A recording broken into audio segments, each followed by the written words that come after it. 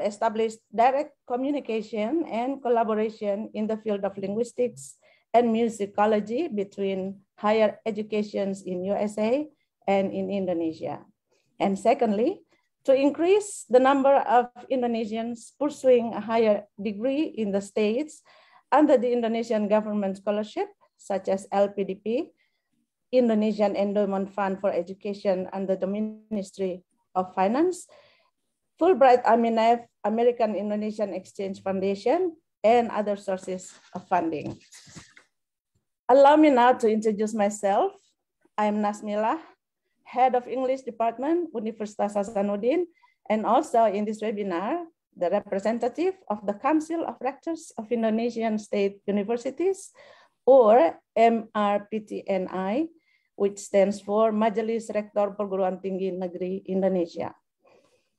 In today's webinar, we have invited representatives from universities in USA, and they are from Arizona State University, Florida State University, University of Massachusetts Amherst, and Indonesian students who are now pursuing doctoral and master's degree in the aforementioned universities. In addition to this session, we will also have the opening remarks from Bapak Muhammad Oriza, the Director of Investment of Indonesia Endowment Fund for Education, or LPDP, Ministry of Finance, the Republic of Indonesia. This webinar will be conducted in English during the first hour and Bahasa Indonesia in the second hour. Now, before the talk begins, let's see a short video of Bianca.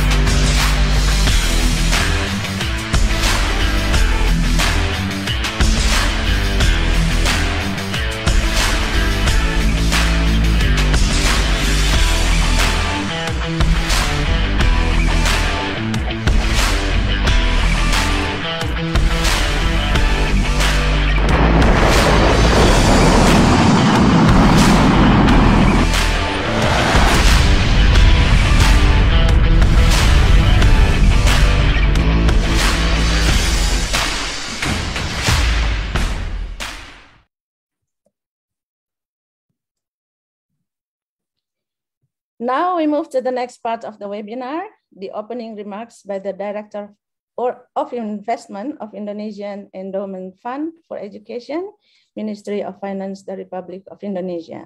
Let's welcome Bapak Muhammad Oriza. Thanks, Ibu Nasmila. Hello. You're welcome. Yeah. Hello. Good evening, USA, and good morning from here, Indonesia. Thank you for inviting us to this webinar called Bianca, and this is a great event for us. And I would like also to thank all the speakers on the webinar who have been willing to share their knowledge and expertise to inspire students in Indonesia. Okay, I'm here speaking on behalf of Pak Andin Hadianto, the Director of LPDP, and also the rest of the Board of Directors of LPDP. Let me introduce you shortly about LPDP. As you might know, Indonesia Endowment Fund for Education, or well known as LPDP, was initiated in 2010, and it has been in operation since 2012. And we were given the mandate to manage and develop the State Endowment Fund. Initially, we started with 1 trillion rupiah, and at the moment we manage almost 100 trillion rupiah, or almost 7 billion in US dollar in our asset under management. And up until now, we already granted almost 30,000 awardees in our scholarship program, and at the moment there are almost 6,000 ongoing students. And there are about more than 13,000 alumni. As you might know that LPDP awardees come from all over Indonesia, and we always do our best to promote our program.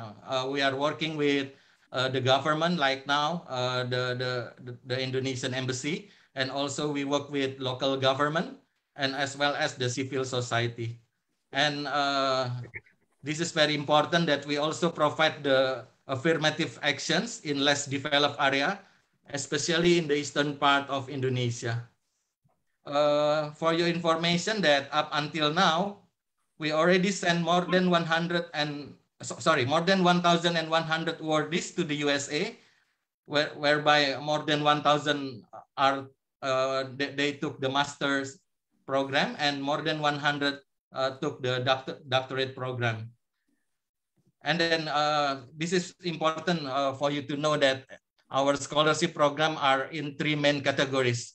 One is the affirmative, whereby we grant the scholarship to disability people, low-income family, and less developed region in Indonesia. Secondly, the targeted, whereby we grant scholarship to civil servant, the military, the police officer, as well as for the development of entrepreneurship. And the third one is the general public scholarship, whereby we invite all Indonesian students to get the scholarship program from LPDP. From the today's subject, we also supported the linguistic and musicology. And I'm happy to inform you that there were more than 700 awardee they took in linguistic program, whereby for the musicology program, there are 23 awardee who took that subject. Okay, I think that's all the introduction from me. And once again, I would like to thank Ibu Poppy and the rest of the team for inviting us.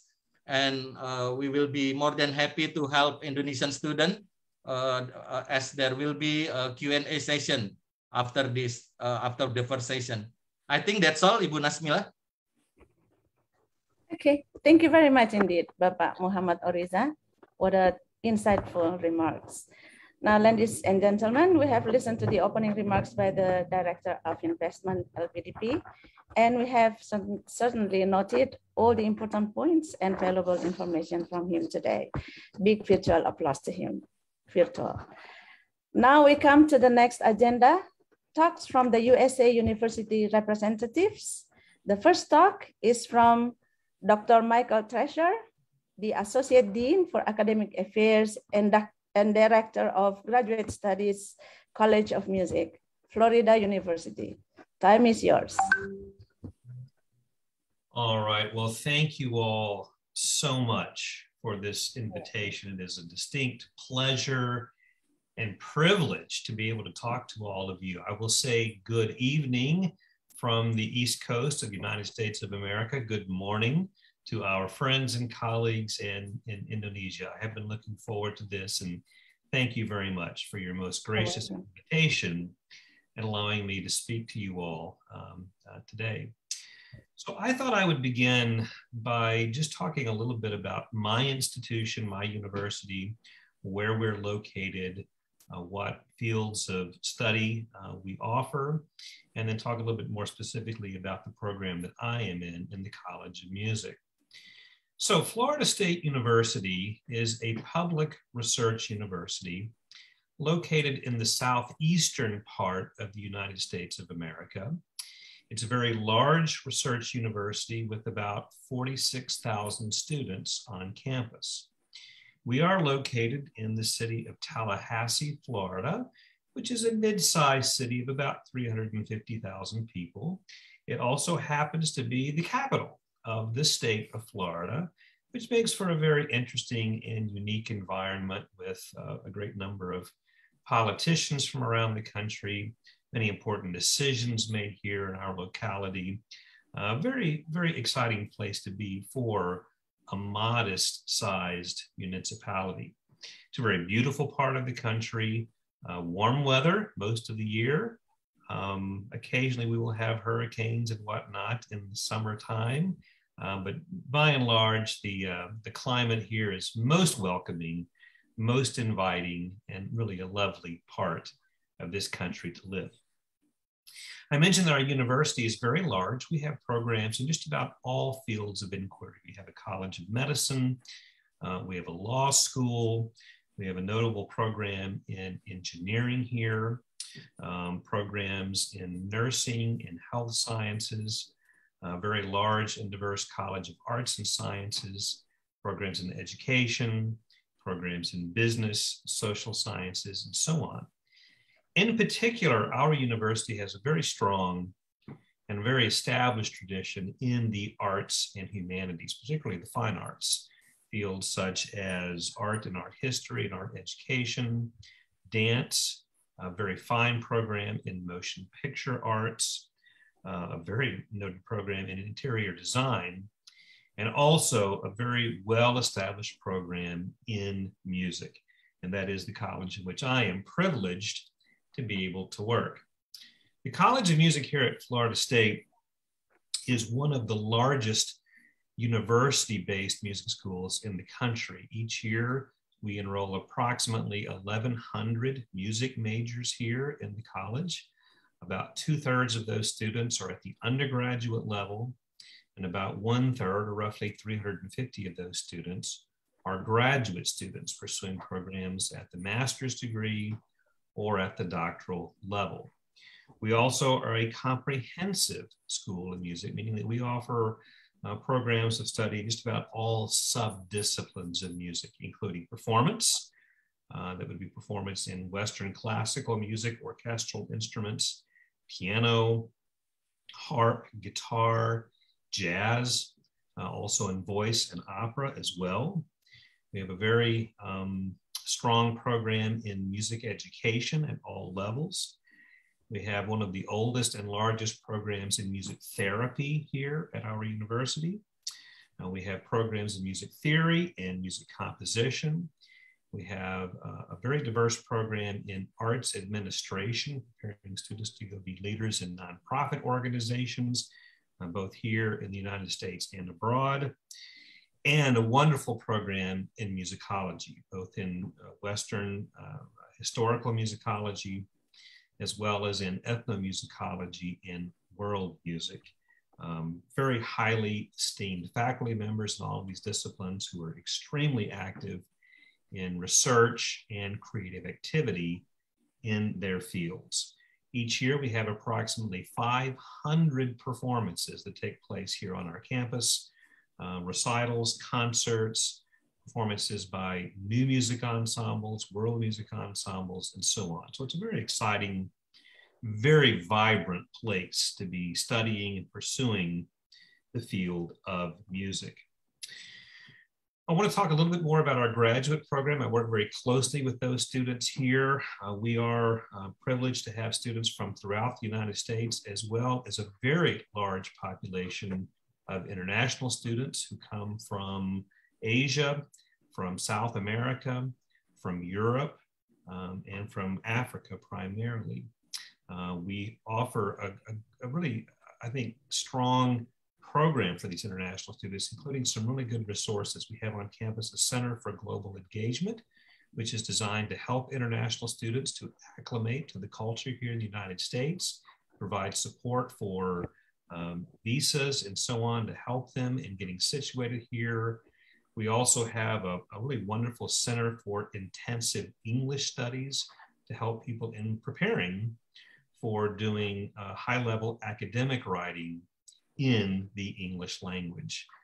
These great resources also help students just become acclimated to the culture of the United States, finding housing, navigating all of the things that are unique to this country as far as just being able to go about daily life. And they really do a wonderful job of helping our international population. I'm very proud of the fact that we have some wonderful financial resources to help students, both domestic and international students.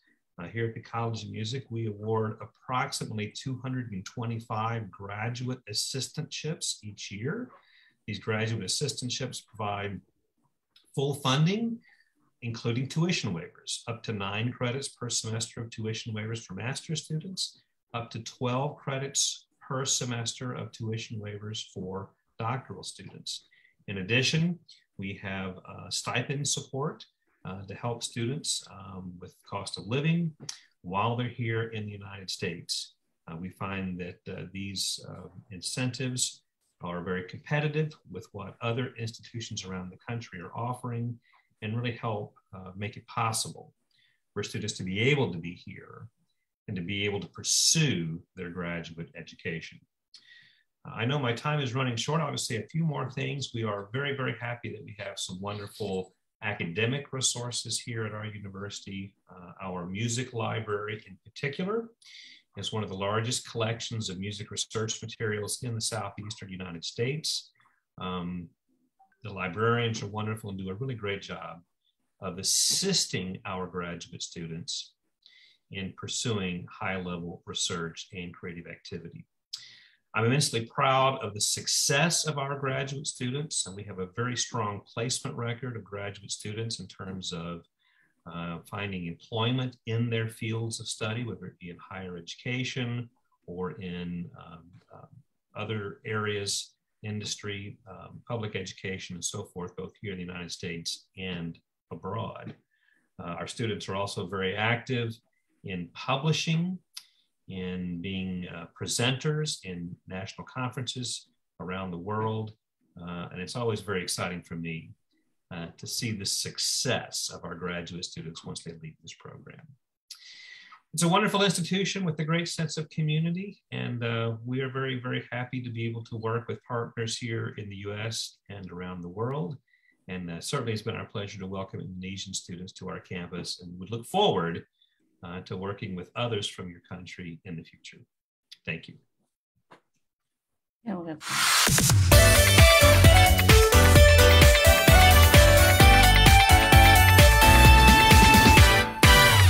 Bianca. Wow, thank you very much indeed, Dr. Treasure. That's very informative, very comprehensive information from your university. Now, the next speaker is Dr. Betsy McEnany, the Department Chair of Teacher Education and Curriculum Studies, College of Education, University of Massachusetts, Amherst. Time is yours. Okay, thank you. I would like to, let's see, share my screen just quickly. Can somebody give me access to sharing the screen?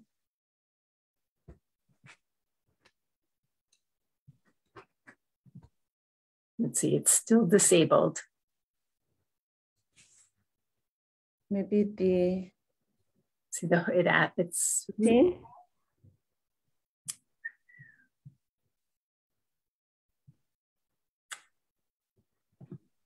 Okay, I think that'll work. Thank you. Thank you.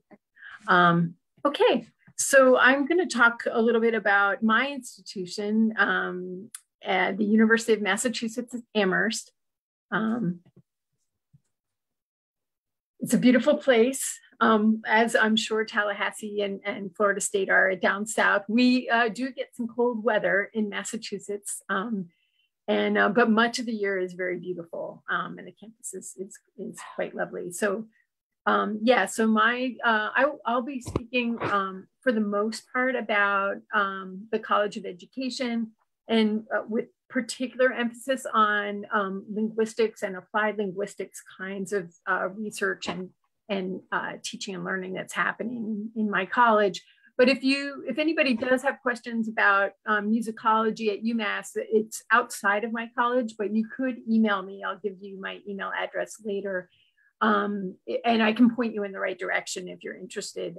It does, I have to say, it does sound like Florida State's musicology and music study is really an outstanding place to be. So, but I'll focus my comments on linguistics.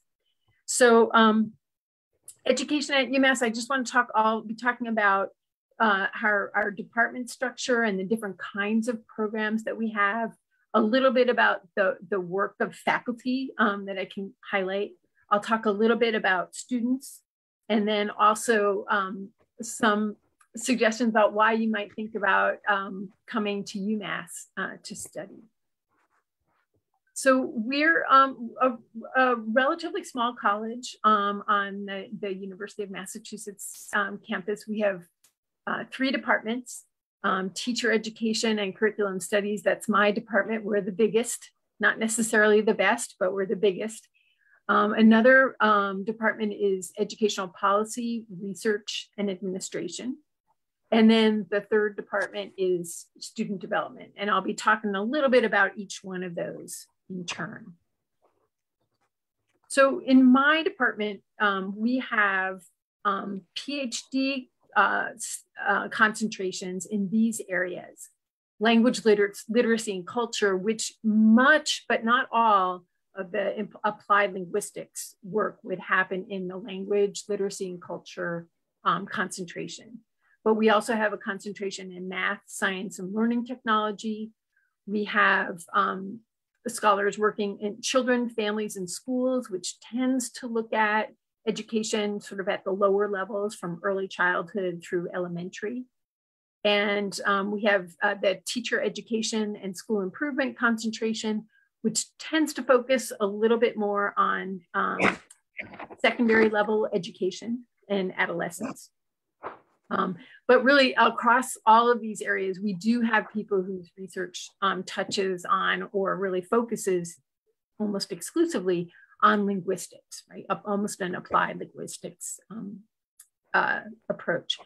So, you know, this is just sort of my view, it's my opinion, but the particular strengths that I see in my department are in the areas of English language acquisition. We have a number of faculty working in that area. We have people working on immigrant and refugee education, digital learning tools in the learning technologies group, statistics education. It's kind of it's a narrow field, but we have some real experts in that. And then teacher development broadly, just working with all kinds of teachers as they're in the profession and becoming better teachers. And then also, and especially multicultural education. And one of our students, Ima Khair, will be speaking about her program in the bilingual ESL and multicultural education program, which she's in. She can give a lot more detail about that later. The Education Policy Research and Administration group has concentrations in higher education and higher education administration. Educational leadership, which might be something that, you know, a principal of a school might be interested in getting training in that area. We have UMass has a very famous center on international education that for many years has really done outstanding research and drawn people from all over the world to study in that group. And then finally, we also have real strength in research, educational measurement, and psychometrics. Is one of the best programs actually in the country for psychometrics. And then the third department, student development, has PhD concentrations in special education, in school counseling. We have a program in clinical school psychologists for people who want to be psychologists in school settings, usually in the US, but I think they get a few international people. And then actually, and this is actually has a long history as well at UMass, of social justice education, a real focus and area of study that not very many universities actually have that kind of focus. So particular strengths would be things like the social processes involved in building diverse, equitable, and inclusive learning spaces. We have some social psychologists really working quite intensively on social emotional learning in schools. And then just, you know, kind of social justice teaching, both in formal settings in schools and universities, but also in non-formal settings like after school activities and so forth. So those are our three departments. We do have a wide range of programs. We have undergraduate programs, we have Masters of Education programs and ed specialists, in addition to PhD programs. We have a couple of certificate programs that are sort of short-term, just maybe 5 courses that at the graduate level. We have most of our Masters of Education classes lead to a teaching license of some kind, but we do have some non-licensure Masters of Ed. The master's program that EMA is in has an option to either go for a license or do the program without getting a teaching license in the US. So there's some flexibility there. In PhD, we have 12 different concentration areas, but in the end, everybody in our program gets a PhD in education. So it kind of unites us on that level. I just want to talk a little bit about some of the people and some of the faculty and the kind of research that they're doing. That's fine. That in my department, I'll brag about my department a little bit. Professor Yvonne Arroyo is in the Math, Science, and Learning Technologies group, and she's working on questions about how can learning technology really be inclusive of all learners. So not only learners who are typically show up and are easily incorporated into technology, but maybe those who are from marginalized groups, such as racial minorities or people who are learning English. So her work is about designing technology that is inclusive of more people. Professor Isaka Axelrod works with early childhood settings, and she really focuses on bilingual children in the young bilingual children and how their bilingual language abilities shape their identities, right? Do they think of themselves as bilingual people, and what does that mean, in the US, but in other contexts? And then another faculty member that you might be interested in her research is Maria Luisa Di Stefano. And she is really focused also on bilingual education in a lot of different areas. But one thing that's really unique about her work is she works with teachers in the US and mainland US and Puerto Rico who are bilingual education teachers. So they're teaching in both English and Spanish. But she works with them about how to make sure that they're incorporating really top-notch STEM teaching in that bilingual context, right? So she thinks you can teach STEM in a bilingual context better, perhaps, than in a monolingual context. So those are just some of the people. Just real quickly, an overview of UMass. We're a little bit smaller than Florida State, about 30,000 students. We have about 1,100 in the College of Education, but of those, about 500 are PhD students. About a third of the students in our graduate students in our College of Education are international students, so we have good representation there. Our assistantships, typically, we do have assistantships. They're typically available for PhD students only. Occasionally, there may be an assistantship or a scholarship for master's students, but not usually. We do have some fellowships that are, non-teaching kinds of fellowships, small scholarships by alumni maybe who have donated some money. And there is typically some summer support, particularly for international students, so that they have funding over the summer. Why study at UMass? It's beautiful for one thing. But one of the things is our building where the College of Ed is, all three departments are in the same building. It was recently remodeled. And it's really beautiful. You can see some shots here of the different learning spaces. And it was really built and renovated with collaboration in mind. And so I love our new building. We've got a beautiful new auditorium that we have events in. So that's one reason. The other reason is we're a very interdisciplinary College of Education. We have people come from many different disciplines. For example, my training is in sociology. We have anthropologists, we have philosophers, we have linguists who are all working together in an interdisciplinary way. One of the things I can also say about our college is we have exceptionally close, warm ties with the school districts in our area. And that's not always true, but we have a lot of our alumni are teaching in local schools, and that's really to the benefit of everybody.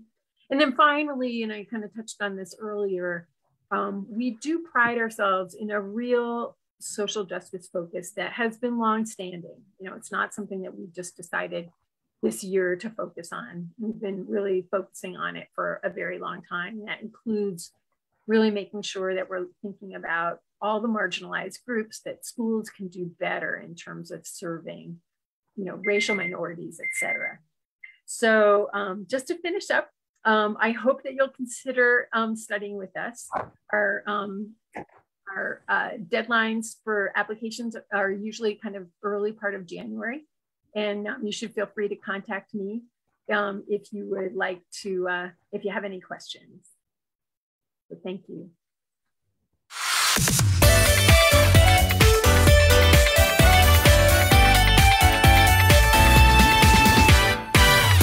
Bianca. Wow, thank you so much indeed, Dr. McEnany. I'm very much impressed by the surrounding of your university. It must be very inspiring. Thank you so much. I would like to extend my gratitude to both of you, Dr. Treasure and Dr. McEnany. We are all very much impressed by your talks, and we now have a little available time to ask you 3 questions, if you don't mind, and you may answer alternately. Question number 1, it's like, the collection of questions that might be coming from the participants, but I come as a representative of them. Now, question number 1, what best advice can you give to prepare potential students to pass your program, both master and doctoral program? And what is the competitiveness ratio to pass to the program? And the last is what is the, for the question number 1, the last question is what is the GRE requirement? Time is yours. I might invite Dr. Treasure first. All right, absolutely. Well, I'm certainly happy to address those very good questions. So I just scribbled some notes here. I think the first question was advice on how to prepare. Is that correct? Yeah, that's right. Absolutely. Well, speaking about our program here at Florida State, for students who are interested in pursuing graduate study, in particular at the College of Music, we'll be looking at several aspects of a student's application. We will certainly look at transcripts of past college work. So we'll be looking for people who have preparation already in the field of music. They've taken at least the introductory and basic level musicianship courses, music theory and performance, and music history, and so forth. So we certainly will look at the transcripts and the grade point average on those transcripts. Second, we ask students to submit letters of recommendation, 3 letters of recommendation from individuals who are familiar with the student's work. So this could be past teachers, co-workers, supervisors, that sort of thing. We ask all students to submit a curriculum vitae or a resume of their past experience, as well as a personal statement. Why do they want to study music here in the United States? Why would they want to study in a particular program here at Florida State? What are their career ambitions? What are their aspirations? What do they want to achieve? And how can they see our university being able to partner with them to achieve those things? And then the last part would depend a little bit on the specific discipline or sub-discipline the student wants to pursue. If someone's pursuing a program, for example, in music performance, they would be asked and expected to audition on either a primary performance area, an instrument, or singing, or something of that nature. And that will be very, very important in evaluating their potential for success in the program. If someone's pursuing an academic field, let's say musicology or music theory, something like that, we would ask for them to submit a writing sample, something that they've done in terms of scholarship in the past, an article that they published, a research paper that they've written for an academic course, something like that, and we will evaluate those things. We do usually have interviews that are part of this process. We do have English language requirements here at our College of Music. We do have a TOEFL requirement of 97 for the internet-based TOEFL score to be fully admissible into the College of Music. So those are the kinds of things that we would be looking for. So in terms of preparation, I would certainly recommend trying to have as strong of a portfolio as possible in all of the fields that I've just mentioned and described. So I'll defer to my colleague for her thoughts. Okay, Thank you. So I can say that, in many ways, the application process to our graduate programs would be similar to what Dr. Thrasher described in Florida State. We would be looking at transcripts. We might need, English translations of those transcripts.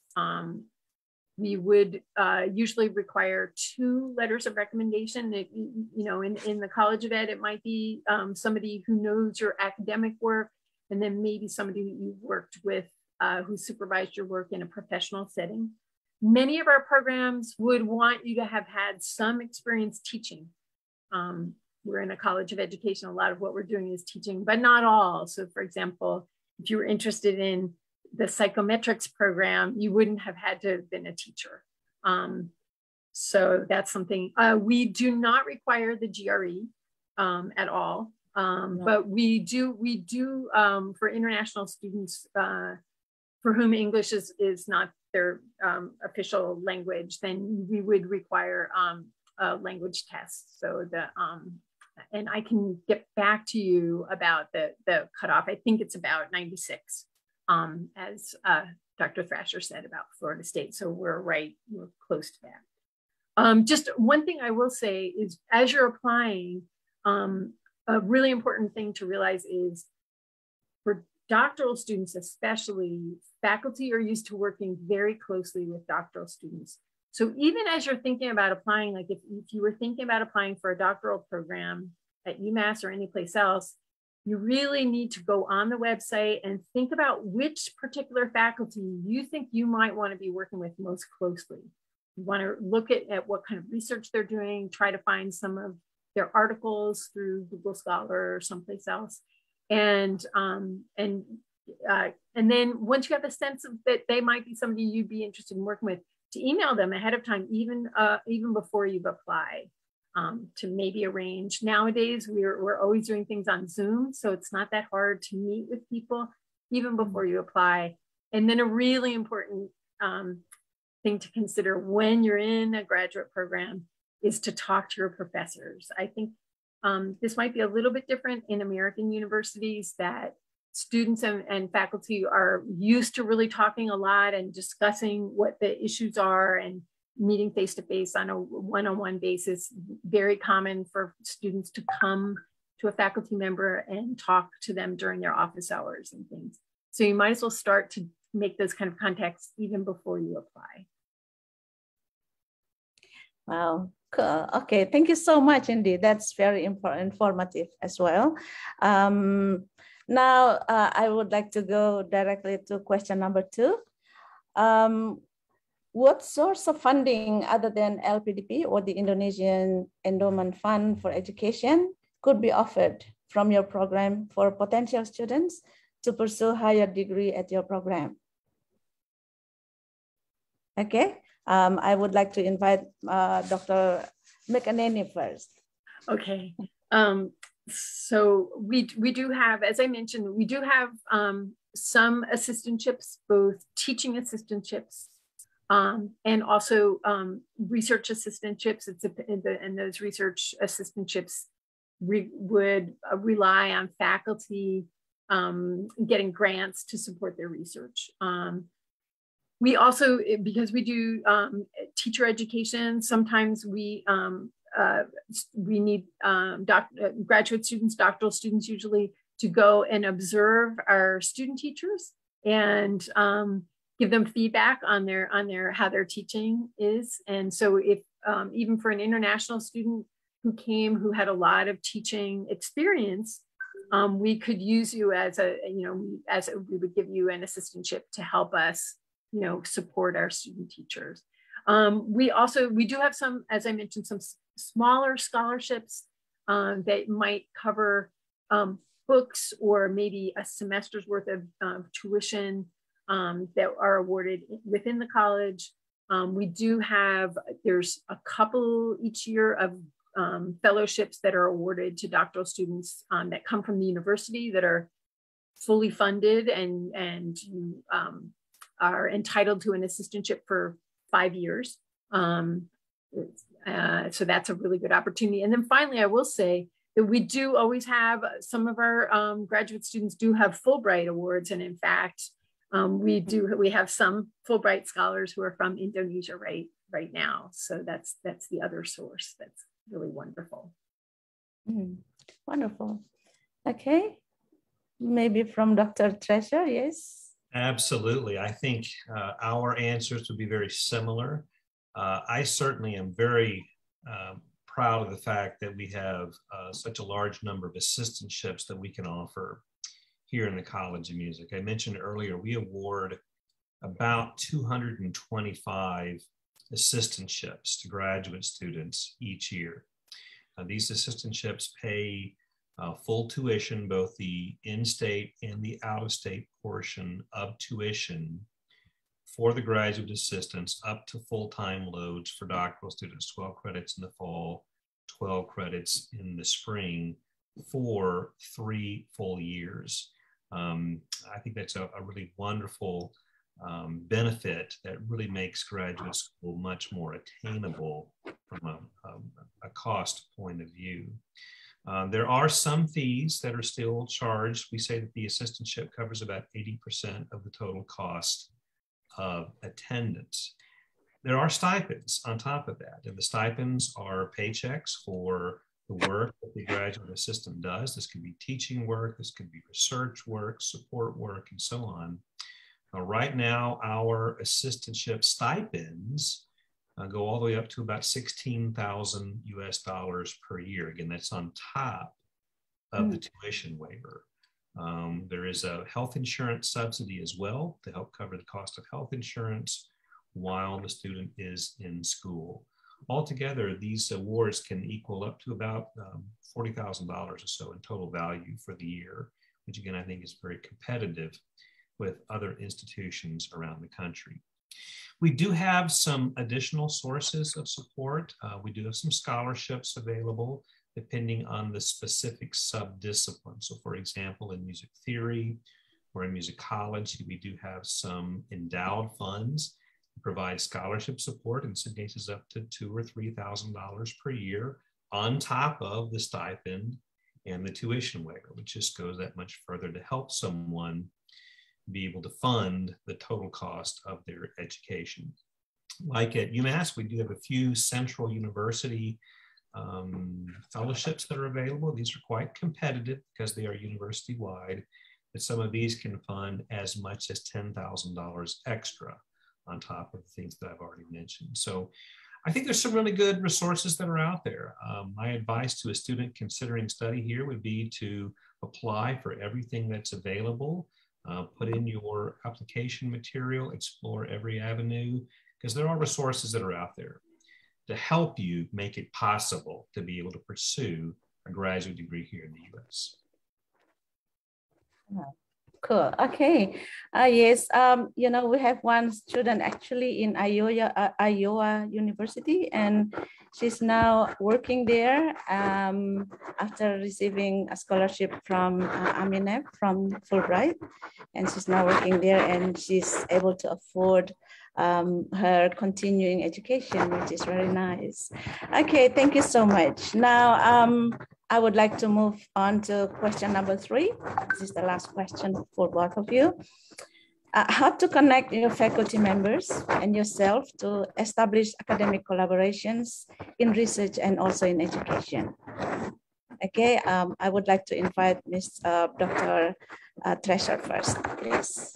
All right, I just want to make sure I understand the question, please. So the question was about connecting students to faculty members for research and collaboration. Is that correct? Yeah, yes, yep, that's right, yep.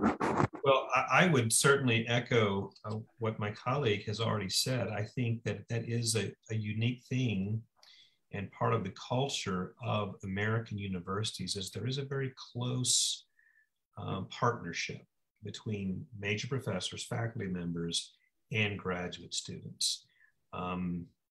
Certainly that's the case here in the College of Music, where our faculty members are extremely active in their professional fields. Performers are playing in professional orchestras, playing in important concert venues around the country and around the world. And students are there helping and participating in those kinds of activities as well. Our graduate students in performance typically have established performing careers already. On the academic side of things, music education, music therapy, music theory, musicology, our faculty are extremely involved in publication, both in books and in research articles, as well as presenting at professional conferences around the nation. And they very much encourage their graduate students to get an early start on that kind of activity. And we're very pleased that we are able to provide some limited financial support here in the College of Music to help graduate students go to conferences, to network with other professionals in their fields, to begin presenting and establishing their own professional reputations, which will certainly help them and assist them once they're done here in establishing their own professional and scholarly careers. So we take the research activity of our students very serious. And again, that collaboration between student and major professor is so very, very important. I think of it much as a master apprentice model. We have a very established faculty member who invests in a young person who is at the beginning of their academic career. And I always tell our students here that major professor will be there not just for you the next 2 or 3 years, but that person will be there for you for the rest of your career. 20 years from now, when you're out there working in some university, you can still call your major professor from graduate school, and that person is still there, ready to help you, to support you, to be a sounding board for you. That relationship really never breaks. And that's one of the beautiful things about studying at the graduate level here in the U.S. Wow, thank you so much. Dr. McEnany? Yes, I do want to really echo that last point Dr. Thrasher made. We just had graduation, a few weeks ago here, and I was saying to our graduates, our master's and PhD graduates, now you're part of the family. You were part of the family while you were a student here, and you're still part of the UMass College of Education family. And it is really true. And one of the things that's interesting is while students, former students, alumni stay in touch with their professors, professors really benefit quite a lot from maintaining those contacts too. So I'm just thinking like in terms of, collaborations and things, and this is almost particularly true with international students who we've worked with, that they'll finish their programs and many times are going back home, but we stay in touch. And then next thing you know, there's a research project that we put together a grant proposal together on. And because that international student sort of has worked closely with us, but knows the home context, it's really sort of fertile ground for joint research projects that way. So there's a number of things like that. There is some money at UMass to help graduate students go to conferences. Very often they're jointly presenting research with faculty members. And we do have a tradition really quite strong of faculty members jointly publishing, articles and also books with particularly doctoral students. That too might be something that you look at in terms of places where you might want to study. Do the faculty have students who are co-authors, right? Because sometimes faculty just like to do their own thing and they get some help from students, but they don't really want to have that close collaboration in terms of publishing. But we have lots of faculty who do publish quite frequently with their students. So that is something to look for. So I think that kind of sums it up. Oh, I did want to just one other point about financing your graduate education. There's huge differences across the US in the cost of living.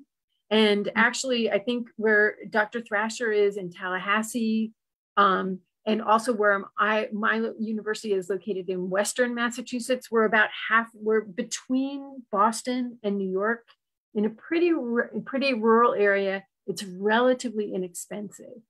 So if you have a choice maybe between a university, say Tallahassee and New York City, you really need to think that New York City is a much more expensive place to live than Tallahassee or where I live in Amherst, Massachusetts.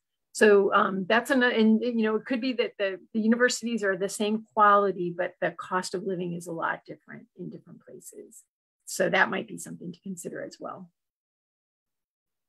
Okay, thank you so much. Yes, I think that needs to be considered as well. Yeah, the living cost, because rural areas and urban areas must be very different.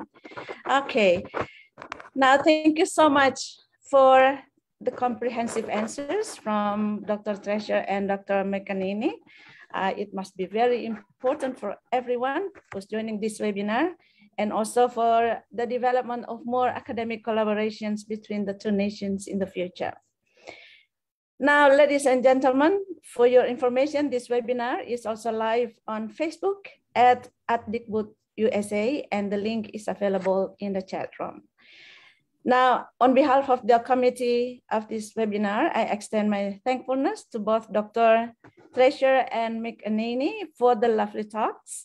You may now leave the meeting if you have something else to do, or stay for the next session, but we will have to switch to Bahasa Indonesia this time.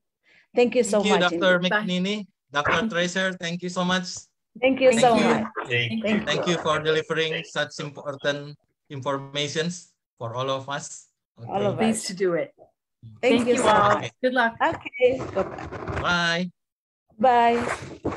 Baiklah para partisipan, selanjutnya kita akan mengikuti presentasi dari 3 mahasiswa yang sedang melanjutkan studi di 3 universitas berbeda di United States. Mereka adalah Pak Iqbal Nurul Azhar, doctoral program dari Arizona State University. Kemudian ada Bapak Igede Mada Indra Sadguna dari Florida State University, dan kemudian ada Master Imamatul Khair dari University of Massachusetts Amherst. Untuk Ibu kesempatan Nasmila, mohon maaf. Ya, Ibu baik. Nasmila, saya undur diri dulu ya, karena baik, sebenarnya baik, Kak. ya, baik. mohon maaf Baik, sekali. Saya ada baik, rapat Kak jam Oriza. 9 waktu Jakarta. Ya, Baik. saya tapi senang sekali ketemu my fellow Indonesian nih semua. Ya, apalagi hebat-hebat. Saya lihat ada Mas Gede ya, terus ada Mbak Imamatul Khair, tadi siapa lagi, ada Andi Pak Ilham. Iqbal. Ya, Pak Iqbal, terima kasih ya, semoga sukses semua ya. Baik, sukses terima kasih. dimanapun kita berada. Thank you Bapak-Bapak, Ibu-Ibu semua. Terima kasih Pak Oriza, selamat. Baik, untuk kesempatan pagi pertama. di sini. Ya. Oh ya, selamat malam. Selamat pagi ya Pak ya, baik. Untuk kesempatan pertama saya mengundang Bapak Iqbal Nurul Azhar dari Arizona State University. Time is yours, Pak.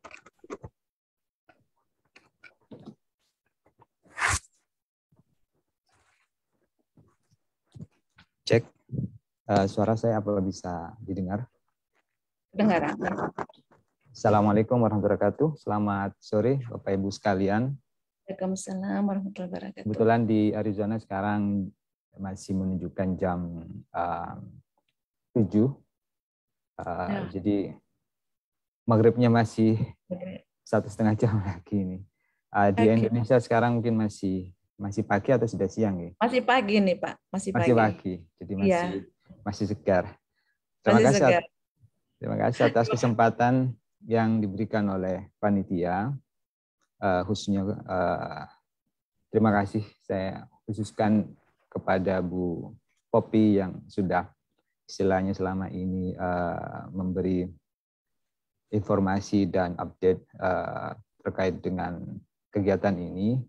Jadi pada kesempatan kali ini sesuai dengan apa yang disampaikan oleh panitia, saya akan sekedar sharing apa yang sudah saya kerjakan selama saya kuliah di Arizona State University. Jadi ini adalah tahun kedua saya dan saya merasa sangat terbantu baik itu oleh kedutaan maupun juga Konjen, yang kebetulan saya sering konsultasi kepada beliaunya, yang kebetulan ada di Los Angeles, terkait dengan studi saya dan juga hal-hal yang berhubungan dengan kewarganegaraan yang ada di selama saya tinggal di United States. Slide saya, Pak, sudah bisa dilihat bersama dia.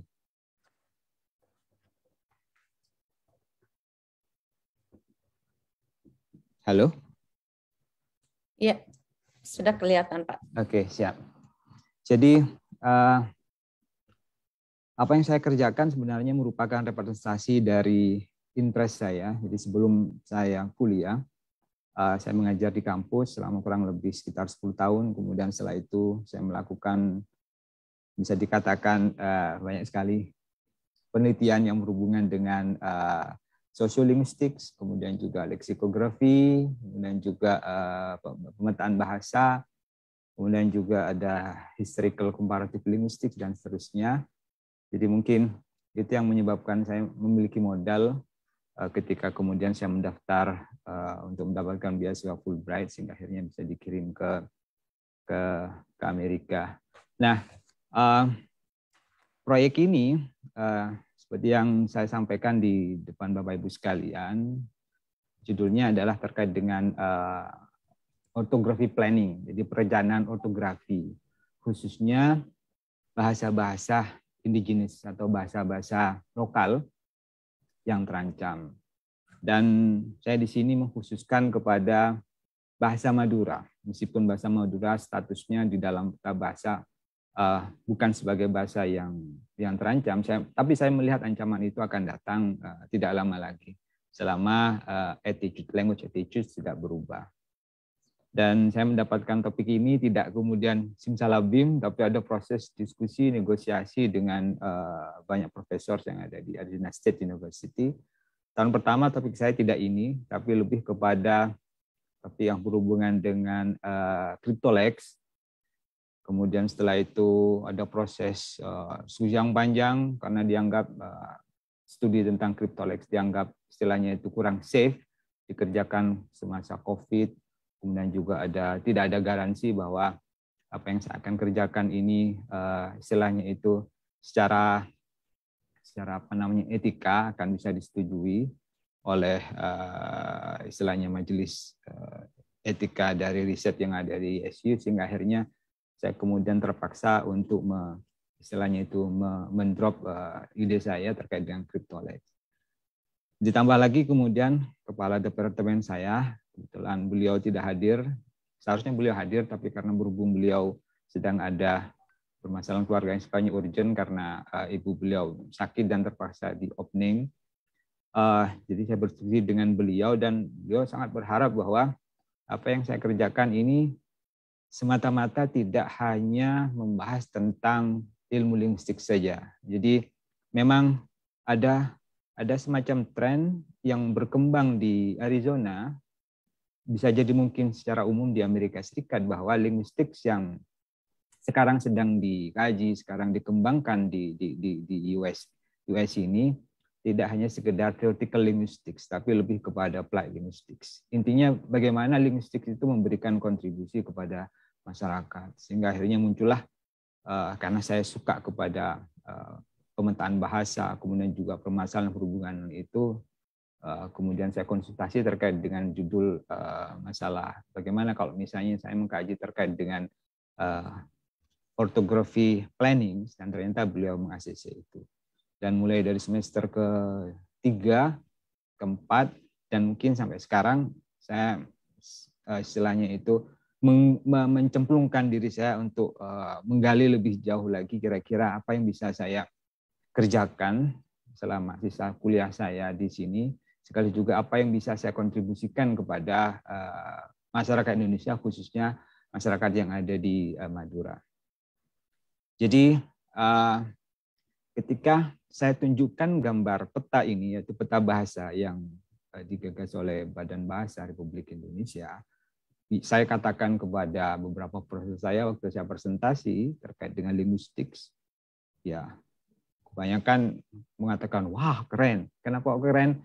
Karena saya bilang, bahwa bangsa Indonesia itu sangat kaya terkait dengan keanekaragaman linguistik. Kalau di Amerika bahasanya mungkin 1 atau 2 atau 3, jadi penuturnya paling bahasa Inggris, kemudian juga Spanish, kemudian juga ada Chinese mungkin ya, atau juga mungkin bahasa Arabic, tapi kebanyakan memang bahasa Inggris. Yang banyak yang kaya justru malah dialeknya, jadi ada Cajun, terus ada Navajo dan seterusnya. Indian juga termasuk di situ. Tapi American yang memiliki dialek Indians. Jadi mereka hanya tahu beberapa bahasa. Ketika saya tunjukkan bahwa Indonesia memiliki banyak sekali bahasa dan jumlahnya itu tidak tanggung-tanggung, yaitu sekitar 650-an, mereka langsung amazed. Wah, ini merupakan sebuah, istilahnya itu, kalau penambang itu tambang emas yang siap digali ini. Jadi pasti ada banyak sekali masalah, pasti ada banyak sekali hal-hal yang istilahnya itu bisa dikontribusikan dunia linguistik kepada bangsa Indonesia. Dan memang saya kemudian bercerita tentang aktivitas saya selama saya mengajar dan meneliti. Saya katakan, saya kebetulan fokus kepada bahasa Madura dan sampai sekarang di bahasa Madura ada permasalahan pelik yang tidak selesai-selesai, mulai dari zaman ejaan Vanufusion sampai ejaan yang tahun terkini 2013 kemarin, orang Madura, para aktivis bahasa Madura masih tetap istilahnya itu otot-ototan, tidak pernah akur terkait dengan ejaan. Dan gara-gara masalah ejaan ini, sehingga akhirnya ada problem change atau polemic change yang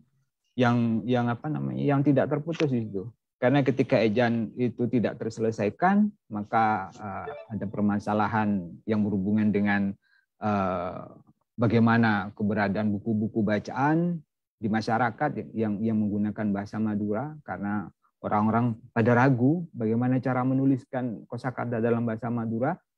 Akhirnya tidak publikasi sama sekali karena bingung tuh, gara-gara tidak ada buku-buku berbahasa Madura di masyarakat. Maka sekolah-sekolah juga kurang referensi, dan gara-gara tidak ada istilahnya itu kurang referensi, proses pengajaran tersendat, kemudian juga banyak sekali hal yang istilahnya itu bermasalah di situ.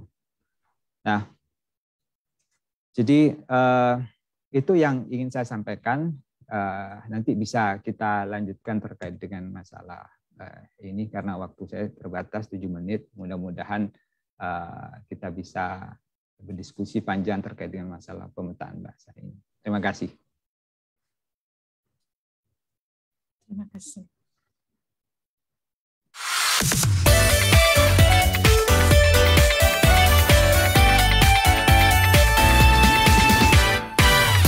Bianca. Terima kasih.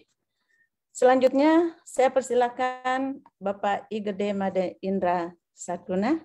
Pak Made, silakan. Time is yours. Terima kasih, Bu Nasmila. Kedengaran ya dengan baik ya? Baik, ya. Oke. Sebentar. Oh, sebentar.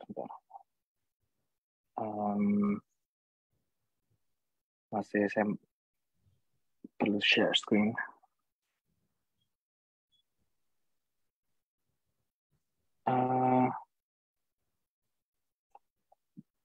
Mohon sebentar, Bu. Bisakah dilewatkan dulu, saya ada gangguan teknis, bisa lewatkan ke Mbak selanjutnya supaya tidak menunggu saya? Oh iya. Ya. Oke, boleh. Baik. Iya, Ya. baik. Ibu Imamatul Khair, sudah ready? Siapa tahu Boleh, Bu. beliaunya. Monggo. Mbak bisa ya? Oke, baik.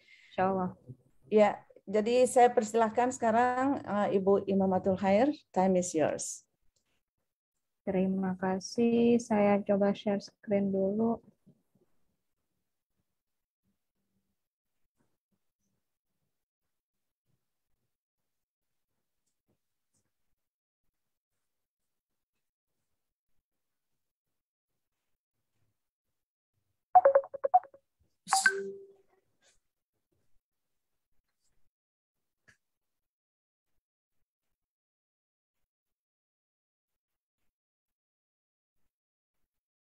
Sepertinya masih loading. Jadi sembari menunggu slides-nya muncul, mungkin saya perkenalan terlebih dahulu.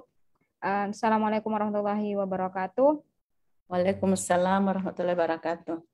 Ya, Bapak Ibu sekalian, terima kasih telah hadir dalam acara Bianca, dan pada sesi saya kali ini saya akan membahas khususnya mengenai pendidikan bilingual atau pendidikan dual language program. Kalau misalnya kita refer ke US context.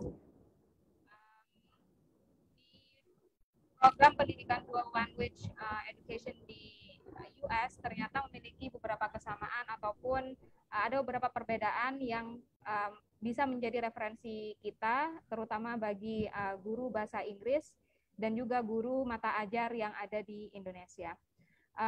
Untuk saat ini saya akan memperkenalkan diri mengenai perjalanan saya untuk mempelajari bahasa-bahasa yang saya gunakan selama 25 tahun ini gitu ya. Jadi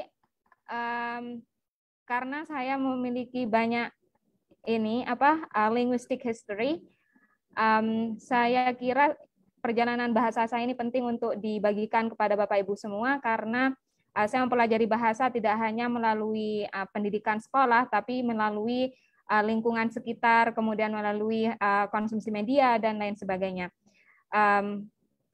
Mother tongue saya adalah Maduris, kemudian saya belajar bahasa Indonesia di pendidikan sekolah dasar, kemudian di SMP, SMA. Namun ada hal yang menarik di sini karena saya merupakan salah satu lulusan dari RSBI. Kalau Bapak Ibu sekalian mungkin masih ingat tentang RSBI, RSBI ini rintisan sekolah bertaraf internasional yang dulunya pernah digagas oleh pemerintah, namun pada akhirnya di tahun 2012-2013 program tersebut ternyata dilengsarkan karena beberapa isu yang berkaitan dengan kesetaraan dalam akses pendidikan, terutama karena menggunakan bahasa Inggris dalam bahasa pengantarnya dan lain sebagainya.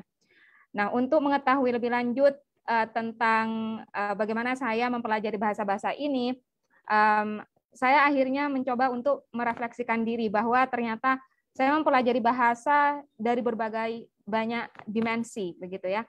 Dan kemudian di perkuliahan saya pun juga mempelajari bahasa asing lagi, Japanese. Kemudian saat ini saya juga masih mempelajari bahasa asing yang lain selain bahasa Inggris, yaitu Urdu.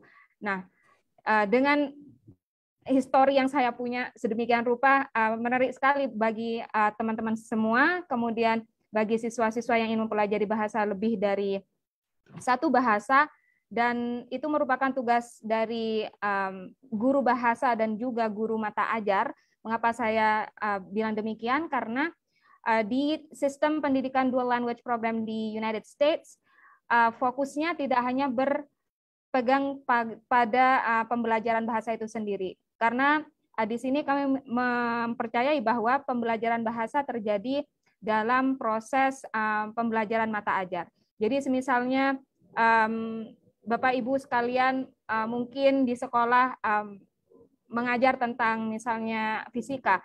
Nah, di situ ada proses pembelajaran bahasa yang terjadi dalam konteks mata ajar fisika. Nah, untuk lebih lanjut mengenai hal tersebut, mungkin akan ada sesi lain, namun kali ini saya akan lebih membahas tentang dual language program. Jika Bapak Ibu ingin menghubungi saya untuk lebih lanjut mengenai program yang ada di UMass, mengenai bilingual ESL and multicultural education, silakan hubungi saya lewat email ataupun di Instagram, bisa dimanapun. Saya akan dengan senang hati berdiskusi dengan Bapak Ibu semua mengenai program dual language education di sini. Satu hal yang saya pelajari dari perjalanan saya mempelajari bahasa-bahasa, bahwa ternyata otak manusia ini memang diciptakan untuk multilingualism. Jadi tidak fix untuk satu bahasa saja, begitu. Nah, dari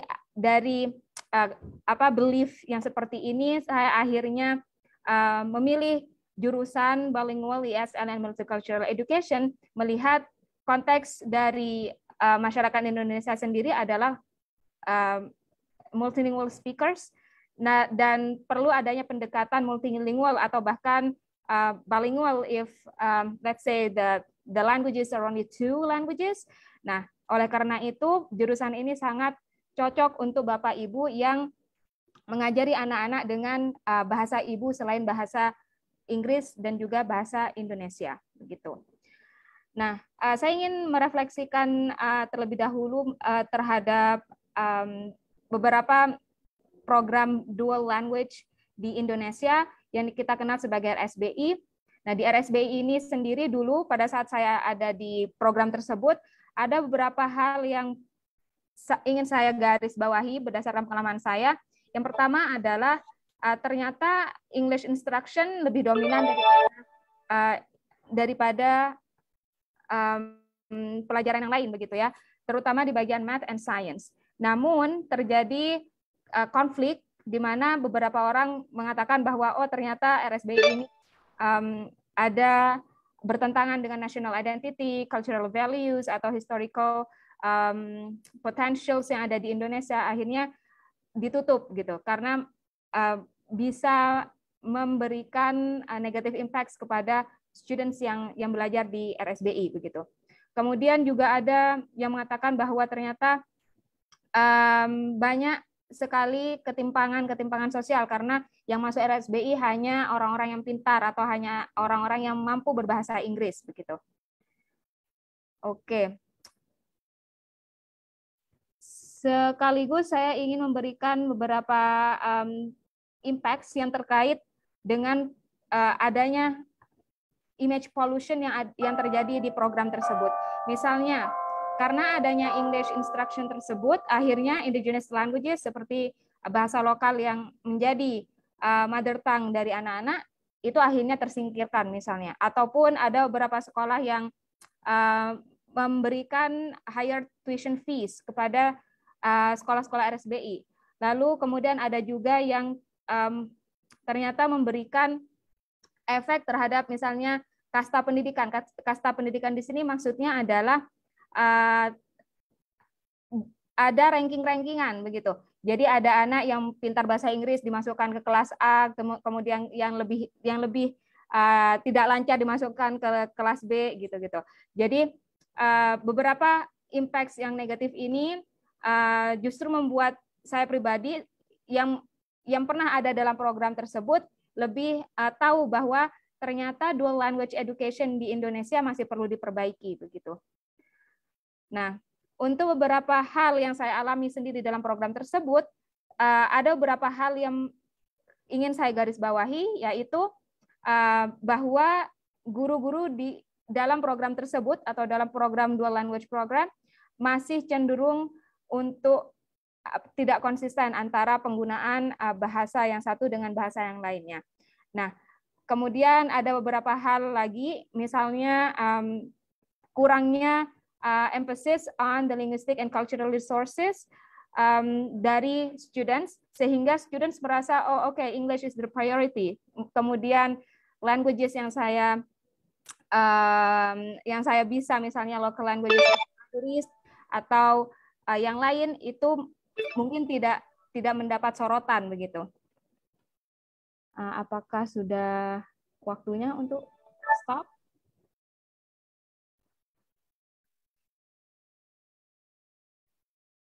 Ya. Baik. Oke, baik. Jadi jika Bapak Ibu sekalian ingin berdiskusi lebih lanjut mengenai dual language program di US karena konteksnya sangat luas sekali, silakan menghubungi saya, dan yang pasti jika memang tertarik untuk memberikan pengajaran bilingual ataupun multilingual di kelas di Indonesia, jurusan ini sangat cocok bagi Bapak Ibu sekalian, terutama bagi Bapak Ibu yang mengajari students dengan mother tongue yang berbeda-beda gitu. Terima kasih.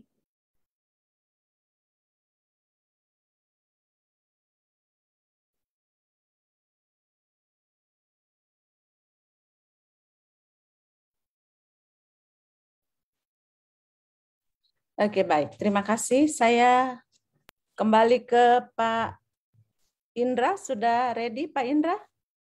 Baik. Ya. Terima kasih. Silakan, Pak Indra. Halo. Ya. Kita terlihat? Sudah kelihatan. Ya, Oke. baik. Terima kasih. Mohon maaf tadi ada gangguan teknis sedikit. Nah, jadi bahasa saya akan sedikit campur-campur ya pada kesempatan ini. Pertama-tama terima kasih kepada Kedutaan Indonesia, khususnya kepada Bu Popi yang menunjuk saya pada hari ini. Saya ketika ditawarkan saya langsung bilang iya. Padahal tanpa saya tahu bahwa hari ini di Bali adalah Hari Raya Galungan, yang hari raya yang sangat-sangat besar hari ini. Jadi saya udah bangun dari jam 4 pagi melakukan upacara dan perayaan Galungan. Nah, sedikit tambahan, pada saat ini saya sudah menyelesaikan studi dari Florida State University, dan saya akan berbicara tentang itu juga, sedikit tentang penelitian saya. My journey atau perjalanan saya, emphasis saya adalah setiap orang memiliki perjalanannya tersendiri dan yang sangat unik pada dirinya sendiri. Jangan membandingkan dengan yang lain, tapi perlu juga mengetahui perjalanan orang lain supaya menjadi motivasi. So this is my story, the tears, sweat, and joy. Saya menyelesaikan program saya, PhD saya dalam waktu 2 tahun 7 bulan. Apakah itu mungkin? Jadi banyak anggapan bahwa kalau sekolah ke US, waktunya lama, waktunya cepat. Apakah bisa? Ya tergantung, setiap orang itu punya kasus sendiri yang unik. Ada hal-hal yang harus diketahui. Yang pertama adalah mengetahui programnya, yang kedua academic milieu atau lingkungannya itu sendiri, dan kemudian tentunya melengkapi atau membuat sebuah manuskrip, disertasi, tesis, ataupun pekerjaan lab, dan sebagainya. Nah, sedikit tentang FSU College of Music, seperti yang dijelaskan oleh Dr. Thrasher tadi, khususnya dalam bidang saya, areanya disebut musicology. Jika dahulu dipisahkan menjadi historical musicology dan ethnomusicology, pada saat ini lebih dijadikan satu yang disebut dengan Big M, karena metode penelitiannya sudah saling membaur dan kita tidak ingin membedakan lagi yang mana namanya historical yang fokusnya kepada Western classical music dengan ethnomusicology yang dulunya menjadi eksotik, musik-musik eksotik yang dimana kata eksotik sendiri problematik pada saat yang sekarang ini. Nah, kurikulumnya terdiri dari course yang sudah ditetapkan, kemudian required dan recommended courses yang ditetapkan oleh dosen-dosen di sana, kemudian pilihan sendiri. Jadi kurikulumnya itu adalah gabungan antara ditetapkan oleh kampus, ditetapkan oleh dosen pengajarnya, dan kemudian pilihan sendiri. Jadi sangat-sangat fleksibel sesuai dari mahasiswa tersebut. Ada keseimbangan antara teoritisnya, pragmatis, dan juga performance. Jadi tidak hanya belajar dalam kelas saja, tapi juga mementingkan musicianship atau praktek bermain musik itu sendiri. Nah, sebagai contoh, lingkungan di FSU, ketika saya memulai sekolah, saya sudah diberikan seorang mentor, kakak senior kelas, yang meng-guide saya untuk hal-hal yang diperlukan ketika masuk. Kadang-kadang kita berbicara hal-hal yang pribadi atau yang gampang-gampang, misalkan di mana cari housing, segala macam, tidak mungkin dengan profesor. Jadi kita diberikan mentor kakak kelas. Dalam sekolah sendiri, seperti dikatakan oleh Dr. Thrasher tadi, kita mempunyai hubungan yang sangat baik dengan major advisor. Saya secara rutin setiap minggu bertemu dan berbicara, konsultasi dengan profesor saya. Kemudian ada organisasi kemahasiswaan yang tentunya akan membantu kita. Kalau di kampus saya namanya SFM, Society for Musicology, yang mengadakan meeting, lectures, dan seminar. Nah, selama saya di FSU, saya juga menjadi direktur Ensemble Gamelan Bali, yang dimana gamelan itu sendiri sudah ada di FSU selama 27 tahun. Nah, mahasiswa di sana sangat tertarik bermain gamelan. Sebagai contoh di foto ini saya satu-satunya orang Indonesia dan Bali yang ada di sana. Nah, setiap kesempatan kami harus mementaskan. Ini sebuah pementasan cuplikan kecil dari pementasan Spring 2022.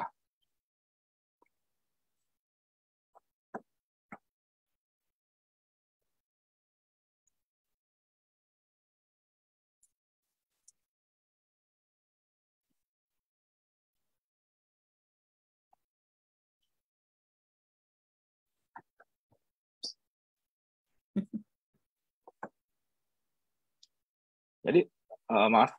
Jadi selama setiap semester kami harus menuntaskan hasil dari pembelajaran tersebut. Hal yang banyak terjadi dalam lingkup akademik di Amerika adalah professional development tersendiri.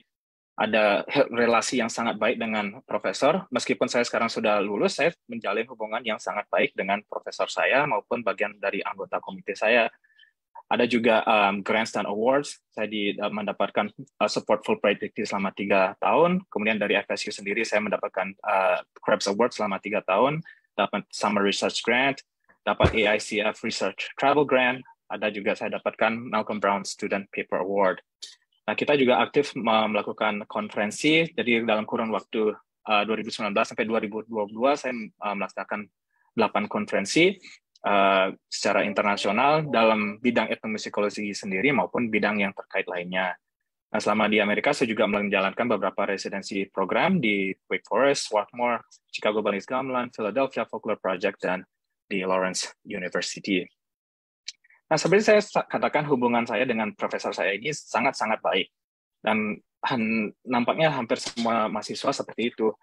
Yang menjadi kenapa bisa menyelesaikan dalam waktu sekian, kita harus memetakan apa yang kita inginkan dan berapa lama kita inginkan menyelesaikan studi itu. Jadi saya selama 2 tahun mengambil course, 12 SKS per semester tambah summer class. Kemudian selama break, saya melakukan field work. Pada tahun ketiga, saya sudah ABD atau doctorate candidate. Kemudian pada spring tahun ketiga, saya sudah melakukan dissertation defense. Nah, waktu yang saya perlukan menulis secara kasar sekitar 4 bulan. Kenapa bisa terjadi atau tercapai target itu? Karena saya tahu topik saya sudah memetakan strateginya dengan baik, dan mengetahui segala peraturan ataupun requirement yang penting agar mencapai hal tersebut.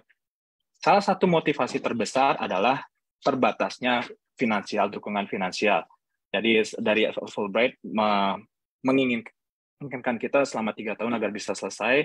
Dan juga lagi satu yang menjadi dorongan yang sangat kuat adalah LDR, long distance relationship dengan istri dan anak saya, sehingga saya menginginkan supaya lulus dengan cepat, tapi juga masih mengedepankan kualitas.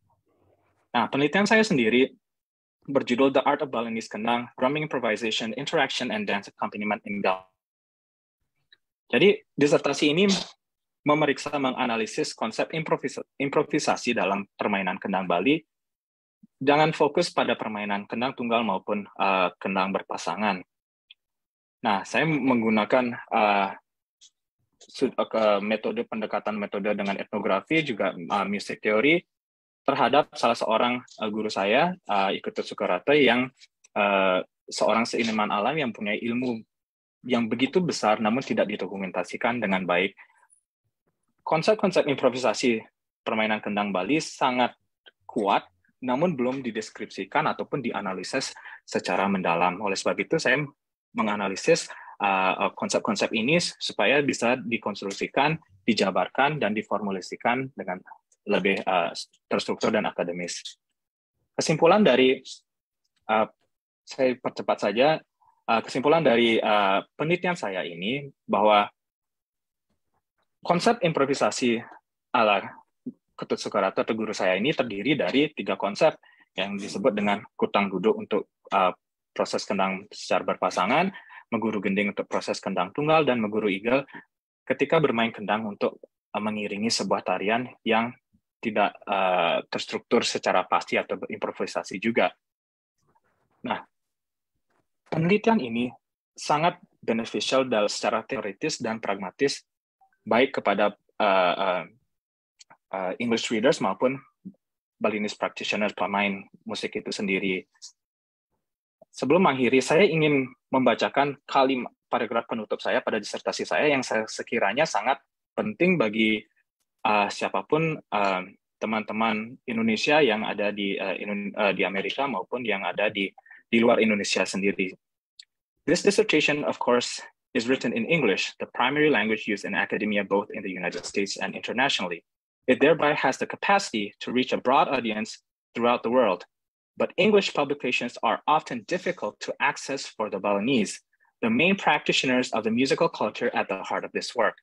Therefore, my future goal for this dissertation is to develop it into dual language book in both English and Indonesian. Then the findings of this dissertation will finally be returned to the readers to whom it is perhaps most relevant. Jadi selama ini kita mengalami banyak kendala aksesibilitas, terutama bagi teman-teman yang di Indonesia mengakses baik itu jurnal, baik itu publikasi, baik itu buku-buku, khususnya bagi teman-teman yang mungkin bahasa Inggrisnya masih kurang. Jadi ini sebuah dorongan bagi saya sendiri dan teman-teman yang lainnya jika suatu saat nanti sudah selesai menulis manuskripnya agar supaya bisa diterjemahkan ke dalam buku dalam bahasa Indonesia sehingga penelitian teman-teman semua bisa dinikmati juga oleh teman-teman di Indonesia. Terima kasih.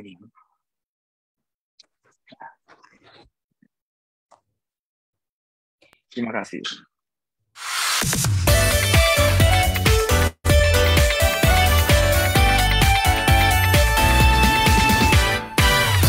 Bianca.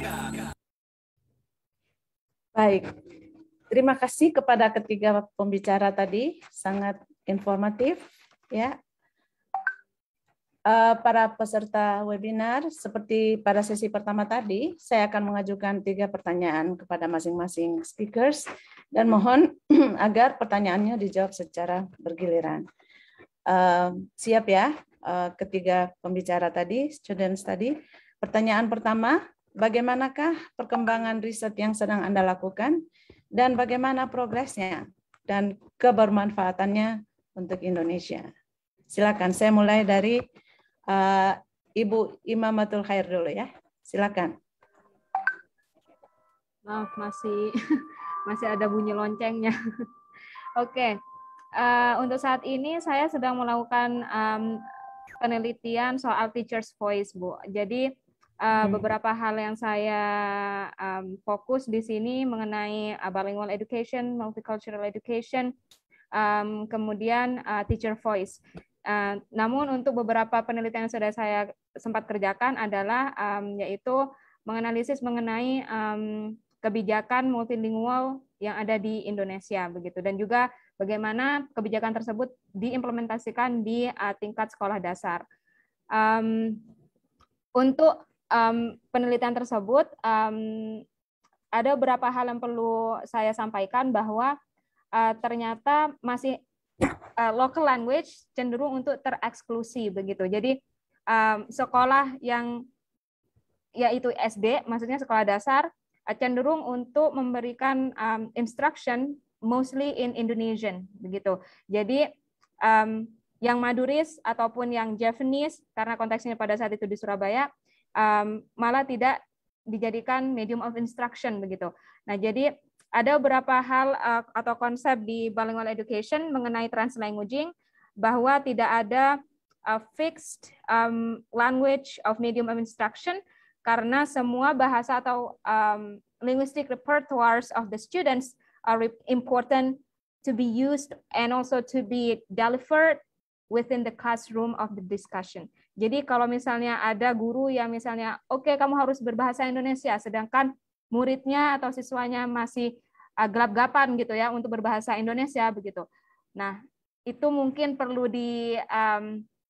diajak lagi untuk lebih peduli dengan linguistic repertoires atau linguistic resources yang siswa bawa ke dalam kelas gitu. Baik.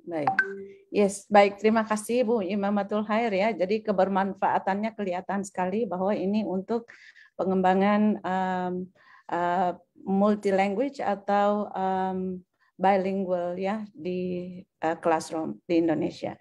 Baik, terima kasih. Pak Iqbal, ada yang ingin disampaikan? Silakan Pak. Ya, posisi saya sekarang karena saya berada di tahun kedua dan saya belum menyelesaikan course saya. Jadi kemungkinan besar summer ini saya mengambil 2 course dan insya Allah akan selesai. Semester depan saya akan menyelesaikan 2 portfolio papers karena merupakan syarat untuk ujian komprehensif. Kemudian setelah itu di spring, insya Allah ada prospektus yang harus saya selesaikan dan kemudian baru ini ABD. Nah, alhamdulillah juga komite sudah terbentuk. Jadi saya punya 3 komite di sini. Kebetulan komite saya agak sedikit unik karena saya punya co-chairs 2. Biasanya chair dan 2-nya members. Tapi di saya ada co-chairs karena topik yang saya pilih merupakan topik yang spesifik dan dalam artian bisa dikatakan kurang begitu familiar di Arizona State University. Nah, itu yang berhubungan dengan progres saya. Nah, namun saya merasa cukup percaya diri karena sebelum istilahnya menghadapi kualifikasi di beberapa course, saya sudah menulis beberapa papers yang berhubungan dengan proyek saya. Salah satu yang berhubungan dengan permasalahan terkait dengan Madur's Phonemes, yang di situ memberikan dampak kepada kesulitan untuk penyusunan ortografi yang fix yang ada di bahasa Madura. Jadi saya sampaikan ke chair saya dan beliau sepakat menjadikan itu sebagai salah satu dari portfolio papers yang saya usulkan untuk ujian kualifikasi. Kemudian yang kedua terkait dengan masalah revitalisasi, kampanye revitalisasi indigenous languages yang ada di Amerika. Saya menulis terkait dengan itu untuk menjadi bahan portfolio paper saya yang kedua, yang saya pikir sangat erat kaitannya dengan proyek yang saya kerjakan yang berhubungan dengan orthography planning yang ada di bahasa Madura. Karena papers yang kedua saya berhubungan dengan revitalisasi bahasa indigenous yang ada di Amerika. Di situ terdapat step-step dan juga terdapat step-step dan juga langkah-langkah yang yang berhubungan dengan language planning. Nah, kontribusi dari riset saya adalah yang pertama, saya berharap bahwa ketika kemudian riset saya selesai, maka riset saya ini setidak-tidaknya memberikan istilahnya itu blueprint terkait dengan perencanaan bahasa yang berhubungan khususnya berhubungan dengan perencanaan ortografi. Karena kalau misalnya kemudian blueprint ini atau model apapun itu namanya itu kemudian bisa istilahnya itu diterapkan di Madura kemudian itu sukses, itu juga bisa digulirkan kepada bahasa-bahasa lain yang memiliki kondisi sama, yaitu bahasa-bahasa lokal yang tidak memiliki ortografi yang bersifat fix. Oh ya, maaf, ortografi di sini kalau diterjemahkan dalam bahasa Indonesia artinya ejaan. Jadi saya punya teman yang ada di sini dari NTT. Ketika saya konsultasi sharing terkait dengan masalah topik saya, beliau juga mengatakan punya masalah sama berhubungan dengan bahasa ibunya yang ada di situ. Ternyata kasus sama terkait dengan masalah ejaan, yang mana kemudian ejaan ini sampai sekarang ini masih belum difikskan, sehingga akhirnya tiap masyarakat itu punya cara tersendiri untuk menuliskan kosakata yang berimbas kepada proses perencanaan korpus yang tersendat. Jadi mudah-mudahan ketika riset saya selesai, setidak-tidaknya itu memberikan angin segar kepada bahasa Madura, karena ya hadir memberikan breakthrough kepada masyarakat bahwa ini loh ada model, ini ada juga sistem ejaan baru yang mungkin bisa dipertimbangkan untuk digunakan di masa depan, sehingga kemudian ada buku-buku, ketiadaan buku-buku yang berhubungan dengan bahasa Madura menjadi terselesaikan. Mungkin itu yang bisa saya sampaikan. Terima kasih. Baik. Terima kasih banyak Pak Iqbal. Selanjutnya Pak Indra sudah ready juga ya. Silakan Pak Indra. Baik, terima kasih pertanyaannya Bu. Jadi perkembangan studi saya yang pertama, saya sudah menyelesaikan studi kemarin, saya sudah bulan Mei kemarin. Jadi manuskrip disertasi sudah selesai, tapi bukan berarti penelitian tersebut berhenti sampai di sana. Pada saat ini tentunya saya ingin mengembangkan lagi disertasi tersebut dan mengembangkannya menjadi sebuah buku. Nah, cita-cita saya kan seperti yang saya katakan tadi adalah membuat hasil penelitian saya ini dalam 2 bahasa, bahasa Inggris dan bahasa Indonesia. Kendala selama ini saya saksikan bahwa banyak sekali, khususnya dalam ranah gamelan Bali itu ditulis oleh orang asing ataupun dalam bahasa Inggris yang terkadang susah diakses oleh teman-teman kita di Indonesia ataupun khususnya di Bali. Jadi apalagi saya melihat Mbak Imamatul sama Mas Iqbal ini sangat terkait langsung dengan orang Indonesia. Jadi mungkin saya provokasi sedikit supaya nantinya penelitian Mbak sama Mas itu bisa diterjemahkan juga dalam bahasa Indonesia. Dan saya tidak ragu tentang kualitasnya yang pasti akan sangat bermanfaat. Nah, secara langsung, kebermanfaatan penelitian saya, seperti yang saya katakan, adalah secara teoritis dan pragmatis. Secara teoritis adalah saya meredefinisikan apa yang dimaksud dengan improvisasi dalam teknik permainan kendang Bali.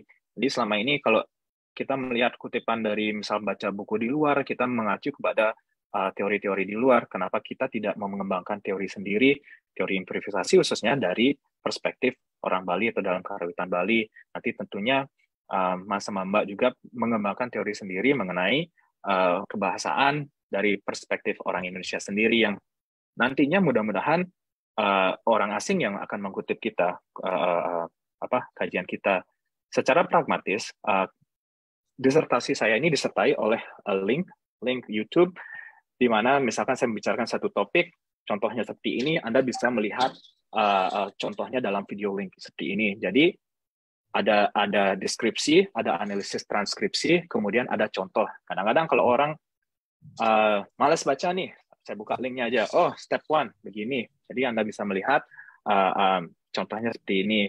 Kalau mereka mau ingin baca teorinya akan ada di transkripnya tersebut. Jadi banyak aspek yang bisa didapatkan dari penelitian saya ini, baik secara teoritis maupun pragmatis. Terima kasih. Oke, baik. Terima kasih banyak. Kita sudah mendengarkan jawaban untuk pertanyaan pertama ya. Sekarang kita masuk ke pertanyaan kedua. Dan ini pasti penting sekali bagi semua yang ingin melanjutkan studi ke Amerika ya. Bagaimanakah persiapan yang Anda lakukan agar bisa lolos masuk ke program yang Anda jalani sekarang? Silakan, saya mulai lagi dari Ibu Imamatul Khair. Silakan Bu, singkat aja ya. Silakan. Mohon maaf Bu, boleh diulangi tadi sinyalnya? Oh, pertanyaannya. Iya.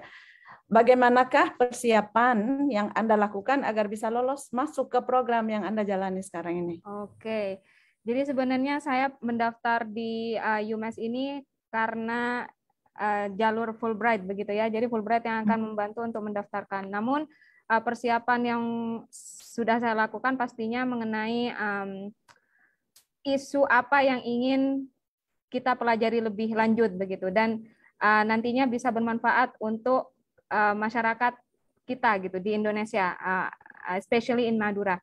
Kemudian terkait bahasa Inggris, karena bahasa Inggris di sini juga merupakan salah satu persyaratan. Jadi persiapannya perlu memperbanyak membaca tentunya sebelum mengambil tes TOEFL IBT, karena TOEFL IBT menurut saya lebih sulit daripada IELTS. Jadi perlu persiapan yang lebih panjang begitu. Oke, baik. Terima kasih Bu Imamatul Khair ya. Selanjutnya kembali ke Pak Iqbal. Silakan Pak Iqbal. Ya, persiapan saya yang pertama tentu saja diskusi dengan para senior yang sudah berangkat, kemudian juga sudah pulang studi di Amerika. Dan di situ saya mendapatkan banyak sekali istilahnya itu clue terkait bagaimana caranya supaya bisa lolos untuk beasiswa Fulbright di situ. Nah, satu clue yang kemudian membuat saya itu merasa oke, saya bisa, bahwa katanya nanti para interviewers di situ senang sekali untuk membaca kurikulum vitae yang panjang, jadi CV yang panjang. Oleh sebab itu, jauh-jauh hari saya memang rajin nulis, kemudian juga saya publikasi di situ, dan saya coba perpanjang CV di situ, sehingga saya sepertinya itu salah satu jalan yang kemudian menyebabkan interviewers itu impress terhadap apa yang saya presentasikan pada waktu di interview. Kemudian yang kedua, saya juga sepakat dengan Mbak Imatul bahwa tantangan terkait dengan IBT memang susah banget nih. Beda dengan IELTS. Kalau IELTS kan kita ujiannya face to face dengan native ya. Tapi kalau IBT kan apalagi speaking dikasih waktu terbatas. Memang kita harus sedikit istilahnya itu baca-baca buku yang berhubungan dengan tes IBT supaya jadi familiar dengan itu. Nah, ada lagi tes yang bikin kami waktu itu agak stres terkait dengan GRE. Jadi ada tes GRE yang harus kami lewati dan susahnya minta ampun. Jadi sudah di dalamnya ada tes logika, matematika, yang mana itu bukan sesuatu yang menjadi interest saya, dan pakai bahasa Inggris pula. Nah, tapi untungnya dibantu oleh IMINEF waktu itu, kemudian juga dibantu oleh IIE, meskipun saya yakin nilai GRE saya itu tidak masuk kategori SU, tapi ternyata ada proses deal di situ. Asalkan keterima, benar kata Mbak Imatul tadi, asalkan keterima Fulbright, nanti dari pihak IMINEF atau dari pihak IIE yang ada di Amerika berusaha untuk menegosiasikan posisi kita di depan di mata kampus, sehingga kita memiliki nilai jual, hingga akhirnya kita itu dianggap layak untuk diterima. Dan alhamdulillah dari beberapa kampus yang kemudian saya tuju, ternyata ada lebih dari satu yang kemudian menerima saya. Meskipun pada akhirnya saya juga memilih Arizona State University karena merasa udaranya paling cocok dengan saya yang tinggal di Madura dan panas. Arizona panas, Madura panas, jadi ketimbang saya tinggal New York dan penuh dengan salju, lebih baik saya milih gurun saja. Iya, tantangan ya Pak ya. Iya, betul. Baik, terima kasih banyak Pak Iqbal. Kita mengundang sekarang Pak Made Indra, silakan Pak Indra. Pesan pertama saya, be ready to get rejected. Pasti akan ada waktunya ketika lamaran kita ditolak, ketika kita submit suatu aplikasi itu ditolak. Tapi yang terpenting adalah tidak menyerah dan mempelajari apa kekurangan dari aplikasi kita tersebut. Nah, yang kedua adalah mengetahui berbagai macam pendanaan, skema pendanaan. Jadi kalau misalkan ada Fulbright seperti saya, kalau saya Fulbright Dikti, kemudian ada LPDP, juga ada skema-skema pendanaan dari kampus itu tersendiri. Jadi harus tahu skemanya seperti apa dan apa yang mereka inginkan. Nah, kemarin saya berkesempatan mereview beberapa proposal aplikasi yang ingin masuk ke Masters. Ternyata bobot yang tertinggi itu adalah contoh tulisan kita, khususnya personal statement, study objective, kemudian writing sample. Nah, apakah sampel kita itu melarang kita untuk mendapatkan bantuan editor? Tentu tidak. Kita yang menulis sendiri, tapi tidak dilarang untuk memberikan bantuan editan. Saya sendiri menulis disertasi menggunakan jasa editor yang ada di kampus maupun hire editor, itu sah-sah saja, asalkan inti pemikiran itu berasal dari kita dan kita siap mempertanggungjawabkan. Nah, orang sebelum masuk ke tahap interview, hal pertama yang dilihat adalah aplikasinya. Buatlah aplikasi sebaik, sedetail, serapi mungkin. Hal-hal kecil itu yang akan menarik mata dari reviewer tersebut. Menarik nggak? Cocok nggak? Bidang ilmunya cocok nggak? Publikasi apa yang sudah dilakukan? Kerjaan apa yang sesuai dengan bidang tersebut yang telah dilakukan? Jika dirasa linear atau sesuai dengan itu, maka akan masuk ke tahap selanjutnya. Nah, kemudian ketika interview, ya persiapkan diri dengan baik. Milikilah argumen yang sangat kompetitif ataupun yang sangat baik. Misalkan, kenapa memilih sekolah di sana? Apa alasannya? Jangan, saya inginnya karena di US aja. Bukan, jangan seperti itu. Tapi memiliki dasar yang sangat baik seperti saya di FSU karena saya mencari profesor ini yang memang bidang risetnya sejalan dengan saya, dia memiliki publikasi seperti ini, didukung prasarana yang sangat baik. Jadi Anda memiliki alasan-alasan yang kuat dan jelas mengapa ke situ. Nah, sekali lagi mengenai TOEFL IBT memang sangat susah. Setiap tes bahasa Inggris, baik itu TOEFL, IELTS, IBT, mempunyai sistem strukturnya tersendiri. Latihlah bahasa Inggris sesuai dengan tes yang ingin dicapai. Kalau IBT ada speaking 15 detik per satu pertanyaan, ya latihlah seperti itu. Mereka menginginkan sesuatu dari sistem itu. Jadi kenali sistemnya, taklukkan sistemnya seperti itu. Nah, ketika Anda sudah sampai di kampus di Amerika, siapkanlah mental yang sangat baik. Saya culture shock sangat ketika di US, karena S1, S2 di Indonesia, kemudian di US ngambil 12 kredit per semester, kira-kira 4 mata kuliah, ya rata-rata baca 4 buku per minggu. Nah, jadi itulah tantangan. Kelihatannya, oh enak nih kuliah di US, tapi di balik joy-nya itu ada tears and sweat yang kita lakukan, yang nggak pernah keluar kamar kosan, yang diam di rumah karena harus baca buku, harus selesai deadline. Itu yang kadang-kadang tidak terlihat oleh orang, dan siapkanlah mental yang sangat baik ketika berada di sana, dan apalagi jauh dari keluarga. Oke, baik. Terima kasih banyak Pak Indra ya. Menarik sekali tadi. Satu lagi pertanyaan, ini mirip dengan pertanyaan kedua, tetapi ini lebih ke kiat-kiat ya yang bisa di-share. Bagaimanakah cara Anda agar bisa lolos pada seleksi beasiswa yang kompetitif ini? Adakah kiat-kiat tertentu yang bisa Anda bagi untuk teman-teman di seluruh Indonesia? Saya persilakan Ibu Imamatul Khair lagi, silakan. Baik, kiat-kiat. Ini pertanyaannya agak sulit tapi nyata gitu ya Bu. Ya.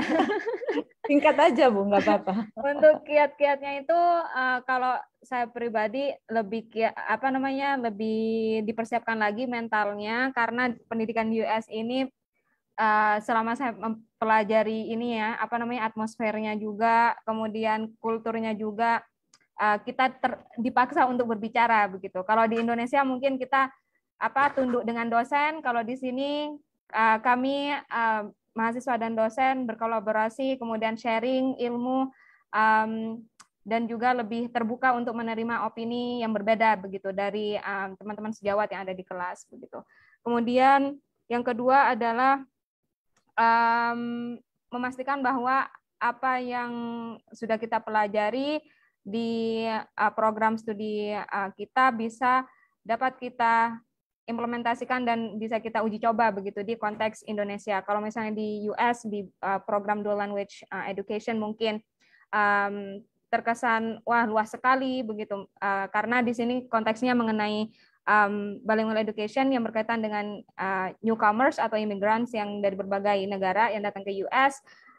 Namun di Indonesia kebalikannya begitu ya, English menjadi salah satu bahasa yang seolah-olah mengancam begitu. Nah, jadi harus ada changing perspective yang perlu kita perbaiki ke depannya begitu, Bu. Baik, terima kasih Mbak Imamatul Khair. Pak Iqbal, selanjutnya silakan Pak. Kiat lolos beasiswa, kiat bertahan hidup di dunia kampus? Lolos beasiswa. Okay. Ini yang paling penting di sini. Ya. Terkait dengan kiat untuk lolos beasiswa, tadi sudah disampaikan beberapa oleh Mas Made. Yang pertama adalah tentu saja persiapkan diri sebenarnya. Itu yang paling utama. Terus yang kedua adalah sepertinya juga mulai perbanyak doa, karena kadang-kadang semakin banyak berdoa itu keberuntungan semakin besar. Jadi saya merasa bahwa mahasiswa yang ada di tempat saya, ketika saya tanya, you waktu keterima di sini ngerasa nggak kalau you pantas ke sini? Kebanyakan mengatakan, ya, because I was lucky katanya. Jadi karena beruntung saja, bukan karena faktor kompetensinya bagus dan seterusnya. Kalau melihat bagaimana kami struggle benar-benar luar biasa untuk istilahnya itu to cope with IBT dan seterusnya, itu sepertinya faktor luck itu sangat dominan. Terus yang selanjutnya adalah terkait dengan masalah, karena kebetulan saya ada di program PhD dan kemudian di awal-awal kami diminta untuk menyiapkan proposal, maka siapkan proposal dengan sebaik-baiknya. Topik-topik yang dipilih saya pikir harus memang benar-benar menyentuh kepada permasalahan yang ada di masyarakat, tidak terlalu general, tidak terlalu diawang-awang, tapi memang honest istilahnya. Waktu itu ketika saya presentasi proposal saya bilang bahwa masyarakat saya ada permasalahan kayak gini. Faktanya memang ada. Kalau tidak percaya silakan buka surat kabar di situ. Kemudian, Saya butuh solusi di situ dan saya berusaha untuk mengisi istilahnya kekosongan solusi di masyarakat melalui penelitian saya. Jadi di proposal kita itu sangat dianjurkan untuk dikuatkan dua hal. Yang pertama itu adalah tentu saja theoretical istilahnya mungkin mengisi theoretical gap yang bersifat teoritis, dalam artian bahwa nanti hasil dari penelitian kita akan menghasilkan entah itu sebuah teori, revisi teori, atau penambahan teori, atau bisa jadi mungkin pembantahan teori, yang mana itu akan memberikan kontribusi besar kepada dunia keilmuan. Kemudian kedua, baru setelah itu yang bersifat aplikasi, bahwa memang apa yang kita teliti itu memberikan kontribusi besar kepada masyarakat. Jadi kalau sudah dua hal itu ditonjolkan, dan dua hal itu sangat istilahnya itu memang benar-benar menjadi ciri pembeda kita, insya Allah dari jauh kita akan kelihatan bahwa kita berbeda dan istilahnya itu akan dipandang sebagai sebuah kandidat yang kuat. Dan hal-hal detail lainnya mungkin tidak bisa saya sampaikan di sini karena waktu yang terbatas. Tapi intinya itu tadi, kita harus memang menyiapkan diri jauh-jauh hari. Mungkin jika kita rencananya tahun depan apply, maka sebaiknya dari sekarang sudah mulai. Jangan kemudian dadak 1 atau 2 bulan sebelumnya, karena seperti itu akan jadi hal-hal yang benar-benar menguras tenaga kita, bisa jadi mungkin menguras perasaan kita, termasuk juga menguras kantong kita, karena harus wirawiri nanti di belakang itu, harus tes kesehatan, harus ini dan itu, termasuk juga vaksin dan seterusnya. Itu akan membuat kita menjadi ini. Mungkin itu. Ya, baik. Terima kasih Pak Iqbal. Oke, baik. Yang terakhir Pak Indra, silahkan. Singkat. Ya, baik. Saya ketika melamar Fulbright Dikti dan dicarikan program, saya ditolak 3 dari 5 universitas. Jadi tidak ada yang mungkin saja ada yang diterima semua, tapi saya bilang seperti awal, get ready to be rejected. Nah, kiatnya supaya bisa, pertama practice, latihan, know the system. Harus tahu sistemnya seperti apa dan apa yang mereka inginkan. Buat aplikasi yang detail dan secara serius. Mungkin kadang-kadang kita sering berbicara, sering ada basa-basinya, tapi jangan di tulisan itu jangan seperti itu. Harus to the point, harus very clear. Nah, ketika saya kemarin mereview, ternyata banyak yang aplikasinya tidak serius. Contoh, misalkan hal kecil, tulis nama berbeda dengan KTP, ataupun hal-hal mendasar, nama sekolahnya berbeda, ataupun tulisannya bikin daftar pustakanya awur-awuran. Hal-hal kecil itulah yang mempengaruhi kita. You are marketing yourself, make them want to buy you. Anda itu mempresentasikan, tanda kutip, menjual diri sendiri. Gimana caranya supaya mereka itu bisa tertarik dan melihat setidaknya aplikasinya terdahulu. Lihat aplikasinya, oh CV-nya bagus, tulisannya bagus, clear, bersih, grammatical error-nya tidak ada. Have help, minta bantuan ke orang, pakai Grammarly lah, minta ke native speaker lah untuk bantu supaya jangan bahasa Indonesia yang diinggriskan. Itu sering terjadi karena memang bahasa kita jargon-jargonnya berbeda, penyampaian bahasanya, penuturannya berbeda. Nah, mintalah bantuan supaya orang bisa, yang native speaker bisa melihat, oh gimana memperkuat biar padat dan kuat aplikasi tersebut.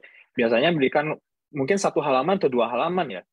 Itu semakin sedikit semakin susah membuat aplikasi yang kuat dan bagus. Jadi latihlah itu, be open-minded, rubahlah perspektif. Jangan, oh gimana gini, harus tahu sistemnya, sistem mereka. Kalau kita ingin masuk mereka, sistem mereka ikuti. Nah, nantinya kalau sudah dalam sistem itu, barulah kita bisa bergerak ke ranah yang lainnya. Setidaknya kita kalau mau masuk ke ranah itu, carilah tahu dan tahu sistemnya. Tapi yang paling terpenting bagi saya adalah tanyakan diri sendiri dulu, kenapa saya ingin sekolah di US? Kenapa saya meneliti gamelan Bali malah sekolahnya di US? Kenapa Mas Iqbal meneliti tentang bahasa modern malah kuliahnya di US? Apa manfaatnya? Sebetulnya bagi saya secara singkat saya bilang bahwa ketika kita keluar kita melihat budaya kita sendiri semakin kuat, semakin kaya, dan perspektif kita menjadi semakin luas. Nah, jika itu yang Anda inginkan, jika memang kampus-kampus di US yang Anda tuju, ketahui sistemnya. Saya sekali lagi tekankan ketahui sistemnya dan pelajari sistemnya itu dan masuklah ke dalam sistem itu. Terima kasih, Ibu. Terima kasih Pak Indra. Oh, luar biasa ya. Jadi terima kasih banyak kepada ketiga speakers hebat kita hari ini. Semoga apa yang disampaikan bermanfaat bagi seluruh peserta webinar dan menjadi inspirasi bagi mereka yang punya keinginan untuk melanjutkan studi di universitas di USA.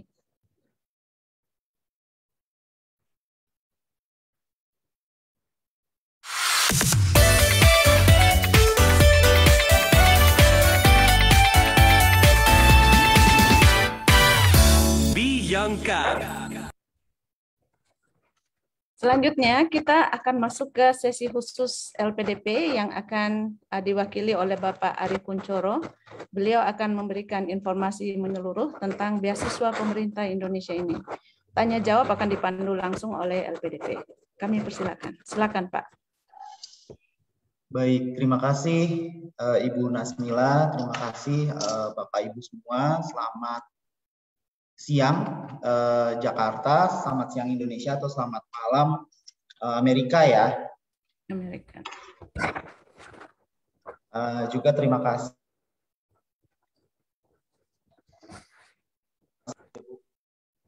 yang hadir pada kesempatan siang hari ini atau malam hari ini di Amerika. Mewakili LPDP, perkenalkan nama saya Ari Kuncoro. Saya Kepala Subdivisi Komunikasi di LPDP. Untuk kegiatan pada sesi ini, saya akan paparkan terkait beasiswa LPDP. Untuk tim panitia, apabila sudah ada materinya, boleh dibantu share. Kalau tidak ada, saya bisa share dari sini juga.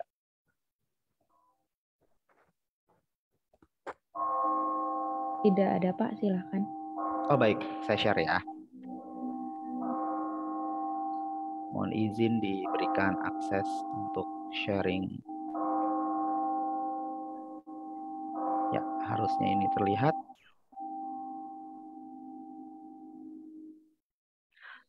Baik, Bapak Ibu, kami dari LPDP awalnya setiap tahun itu akan ada 2 kali pembukaan beasiswa LPDP. Biasanya di semester 1 bulan Februari dan di semester 2 di bulan Juli. Untuk semester 1 kita sedang berlangsung saat ini, Bapak Ibu. Jadi kita akan menyelesaikannya di bulan Juli, tanggal 4. Itu pengumuman atas seleksi yang kita mulai dari 25 Februari. Lalu nanti lanjut di 4 Juli, kita akan mulai sesi kedua, pendaftaran dan seleksi. Perkiraannya selesai di bulan November akhir. Jadi untuk beasiswa ini tentunya teman-teman Bapak Ibu yang ingin mendaftar harus sudah sering-sering rajin mengunjungi websitenya LPDP di lpdp.kemenkeu.go.id. Kami berharap tidak langsung, misalnya besok mau daftar beasiswa, baru malam ini nih mempelajari websitenya. Kalau boleh 1-2 bulan sebelumnya sudah mulai dicek-cek dulu persyaratannya apa aja sih, kayak gitu. Terus kalau misalnya untuk update bisa kunjungi di sosial media kami, ada di Twitter, Facebook, Instagram, YouTube, juga klik aja LPDPR. Kita juga posting di LinkedIn, mungkin kalau Bapak Ibu lebih rajin membuka LinkedIn, kita memberikan update juga di sana. Kebetulan kami di divisi komunikasi yang mengelola media sosial termasuk website. Jadi kami pastikan untuk informasi itu bisa diterima Bapak Ibu semua dan teman-teman yang akan mendaftar beasiswa LPDP. Untuk diketahui beasiswa kita itu bersumber dari dana abadi di bidang pendidikan.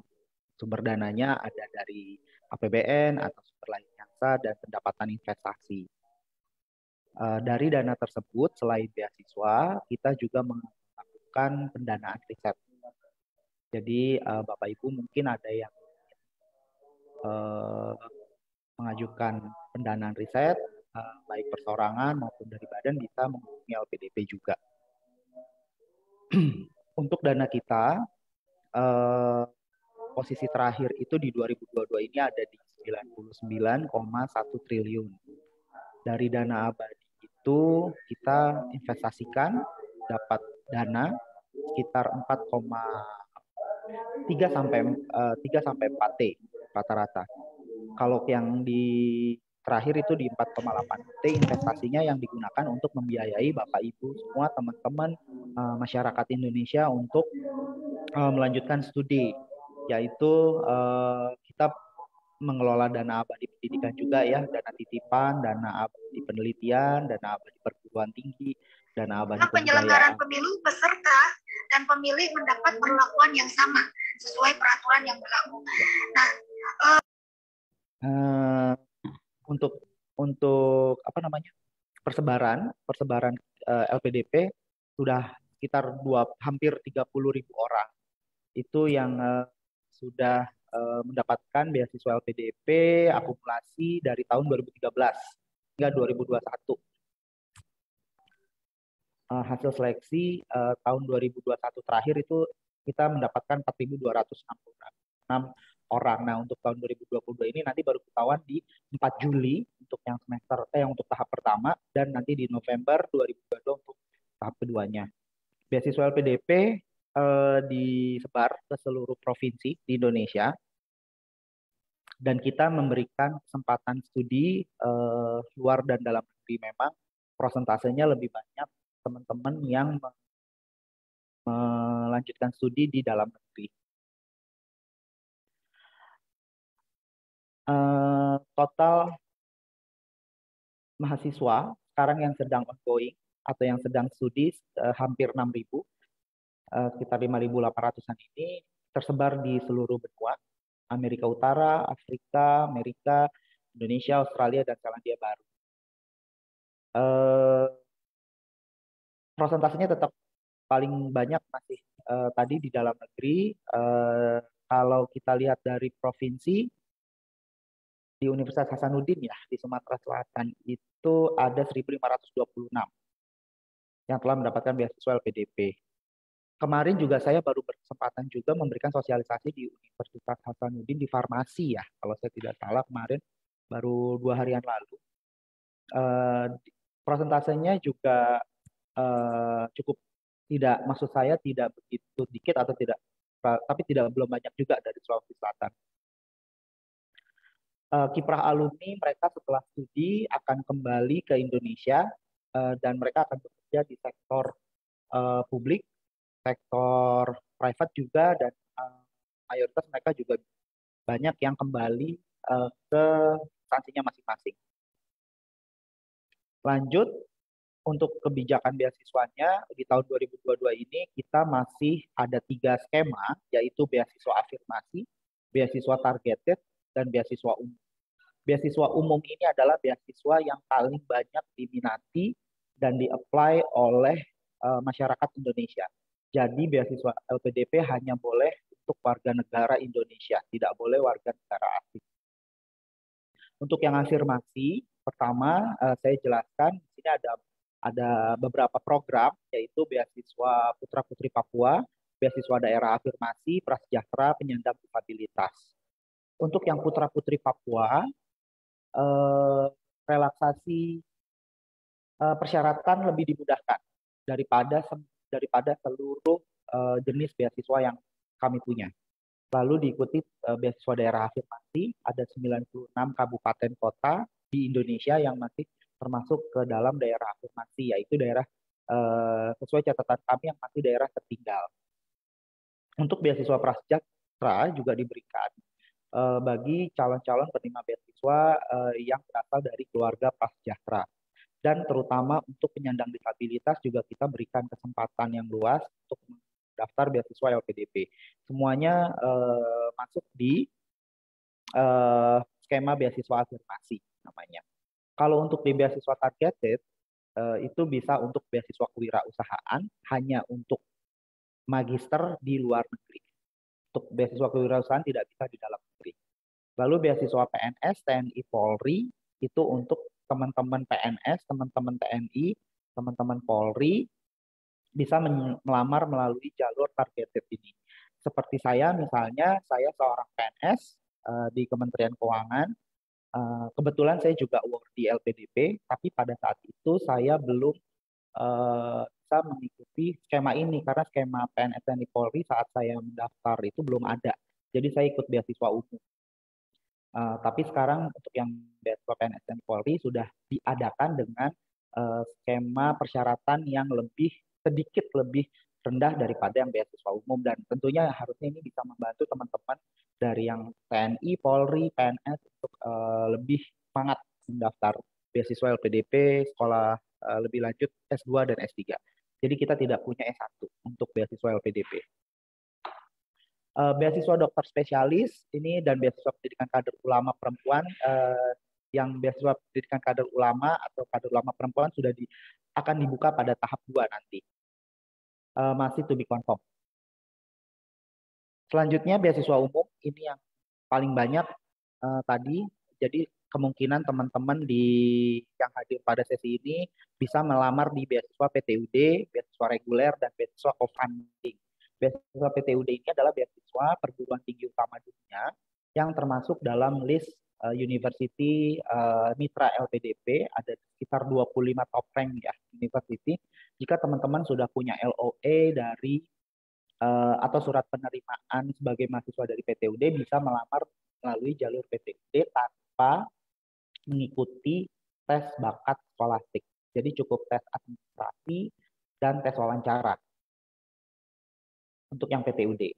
Yang reguler itu adalah beasiswa untuk teman-teman mendaftar di kampus selain PTUD dan bila statusnya bukan yang saya sebutkan tadi, yang dari afirmasi atau targeted, itu bisa ikut di beasiswa reguler dengan skema mengikuti 3 seleksi, yaitu administrasi, tes bakat skolastik, dan substansi. Tes substansi itu terus tes wawancara. Jadi ada 3. Namun ada kebijakan baru di 2022 yang lebih memudahkan teman-teman juga. Jadi kalau misalnya teman-teman diterima di kampus selain PTUD, yang penting masuk di list universitinya Mitra LPDP, nggak perlu lagi ikutan tes bakat skolastik yang kedua. Jadi cukup tes administrasi, bila dinyatakan lulus, nanti lanjut ke tes wawancara. Jadi lebih sangat memudahkan. Untuk yang beasiswa co-funding sebenarnya sama saja dengan reguler, tapi nanti skemanya 50-50. Nanti saya jelaskan lebih lanjut untuk detailnya. Ini adalah skema yang akan berjalan nanti di 4 Juli, tahap kedua, pembukaan beasiswa LPDP. Namun untuk yang tahap 1 mungkin boleh kita sedikit abaikan karena sudah berjalan ya Bapak Ibu. Saat ini di tanggal 8 Juni kita lagi proses wawancara nih, sudah mau mulai proses seleksi substansi ya, bergiliran sedang diwawancara teman-teman. Untuk nanti mendapatkan hasil di 4 Juli. Ini ada koreksi sedikit, tidak di 30 Juni, tapi bareng di 4 Juli. Jadi 4 Juli pengumuman, sekaligus 4 Juli pendaftaran. Kalau teman-teman yang sudah daftar di wawancara di tahap 1, lalu nanti gagal di wawancara, tidak boleh mengikuti tahap kedua langsung. Harus skip 1 batch dulu, nanti batch selanjutnya baru boleh mendaftar lagi. Tapi kalau gagalnya hanya di seleksi administrasi, kemarin misalnya di bulan Maret sudah daftar dan gagal, tidak bisa lanjut, silahkan. Kalau ingin mendaftar lagi di 4 Juli, dipersilahkan. Tidak ada batasan berapa kali bolehnya. Jadi semangat terus. Tapi kalau yang wawancara, kita batasin sampai 3 kali. 3 kali gagal di wawancara berarti sudah tidak bisa lagi ikut LPDP. Ini dana-dana yang kita biayai cukup lengkap Bapak Ibu, mulai dari dana pendaftaran, SPP, tunjangan buku, bantuan penelitian, seminar internasional, publikasi jurnal juga. Sifatnya ini reimburse, kecuali yang living allowance. Living allowance itu atau dana bantuan hidup itu kita berikan per 3 bulan by system. Nanti teman-teman bisa apply dan di sistemnya akan kita bayarkan setiap 3 bulan di depan, bukan di belakang. Lalu ada biaya pendukung, tentunya dana transportasi, semua di cover dari teman-teman rumah sampai menuju kampus tujuan, sekali pergi, sekali pulang. Di antaranya, jika ingin bolak-balik, silakan pakai biaya sendiri. Terus nanti untuk visa, asuransi kesehatan, tunjangan hidup bulanan, itu tadi yang living allowance juga diberikan. Dana kedatangan ini settlement allowance-nya kita berikan 2 kali dari nilai living allowance di setiap negara atau kota atau provinsi kalau di Indonesia, karena berbeda-beda. Untuk tunjangan keluarga hanya khusus doktoral, yang magister sudah di stop, tidak lagi diberikan, hanya untuk yang tunjangan keluarga. Jika teman-teman penyandang disabilitas dan mendapatkan beasiswa LPDP, kami juga memberikan biaya pendukung untuk 1 orang pendamping selama studi, yang meliputi mulai dari visa, dana transportasinya 1 kali juga ya, sama kesehatan, asuransi, terus biaya pendukung lainnya. Jadi jangan khawatir dan tidak perlu bekerja selama melakukan studi dengan beasiswa LPDP, karena LPDP juga tidak memperbolehkan studentnya untuk bekerja selama studi. Khawatir nanti terganggu studinya. Ini ada perubahan kebijakan secara singkat tadi sudah saya jelaskan, namun ada yang penting di sini yaitu terkait LOA. Letter of Acceptance di LPDP ini kita jadi nanti ada 2 skema. Bapak Ibu kalau melamar beasiswa LPDP atau mencoba mendapatkan beasiswa LPDP akan mengisi form, di situ akan mengisi apakah sudah memiliki LOA unconditional atau belum. Kalau misalnya LOA-nya unconditional sudah ada, boleh dicontreng, dan nanti kalau lulus administrasi nggak perlu lagi tes bakat skolastik, langsung ke wawancara kalau lulus administrasinya. Tapi kalau belum punya LOA yang unconditional, boleh contreng yang belum memiliki LOA unconditional. Nggak apa-apa, nanti diikutin tesnya, artinya ada tes bakat skolastik yang Bapak Ibu harus ikuti. Lalu kalau punya LOA harus sesuai dengan program studi yang dituju ya. Misalnya mau kuliah S2 di Universitas Hasanuddin.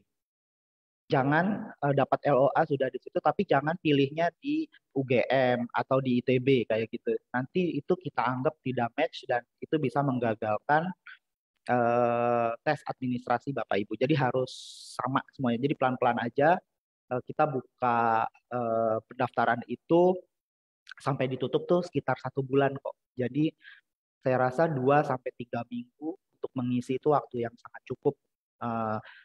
Santai aja, semuanya teliti, beres, nanti bisa submit dengan baik.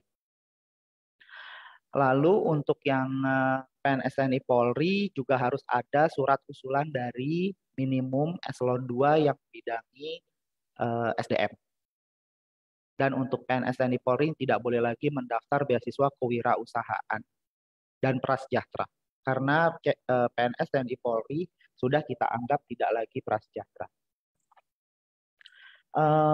Bagaimana kalau yang ijazahnya luar negeri, S1, S2-nya mungkin sudah pernah di luar negeri, lalu mau lanjut, silakan disetarakan dulu di ijazah ln.kemdikbud.go.id, ijazah LN. Dan di setiap pernyataan, setiap program itu ada surat pernyataannya. Tolong dibaca dan dilengkapi karena setiap program surat pernyataannya itu berbeda-beda. Jangan sampai ketukar.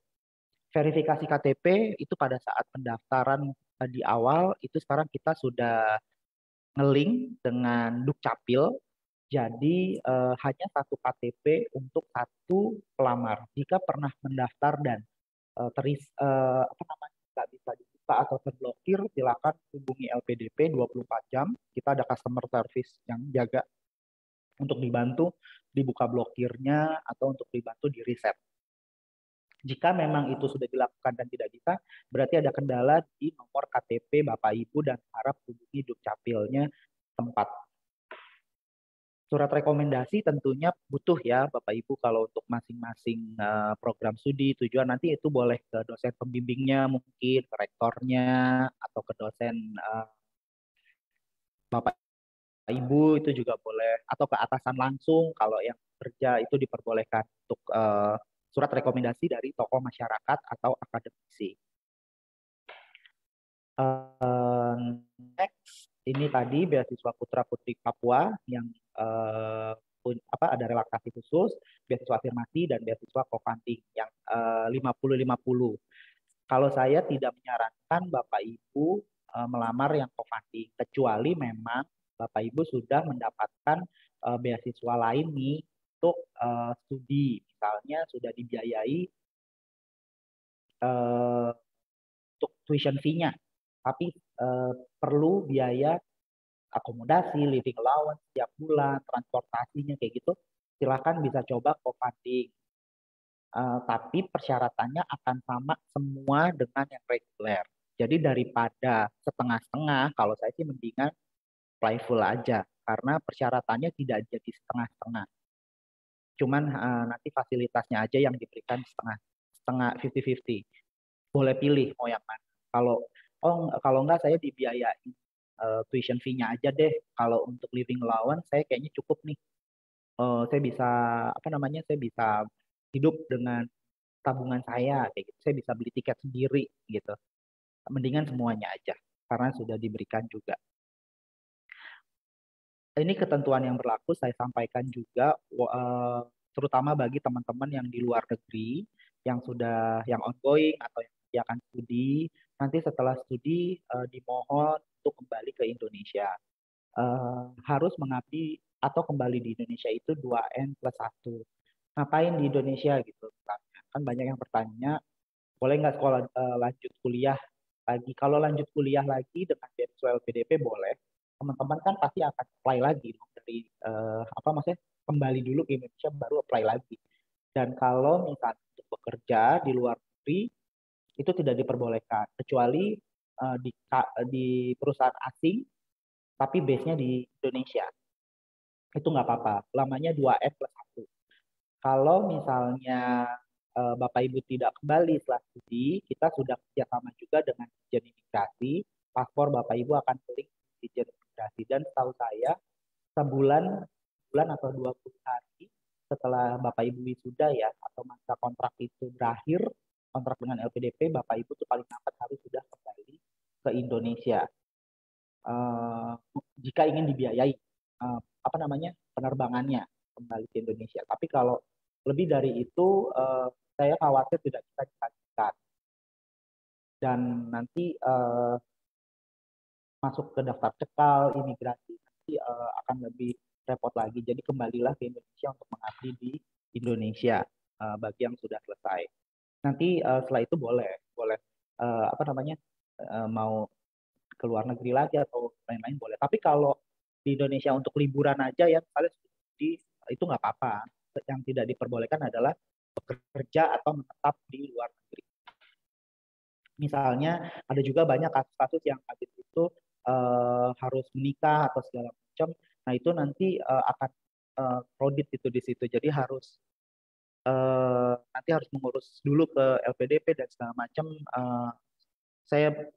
Konsekuensinya akan panjang. Jadi harap dipahami dari awal ketika ingin mendaftar beasiswa LPDP. Ini dia yang pengabdiannya. 2 kali masa studi 2N+1.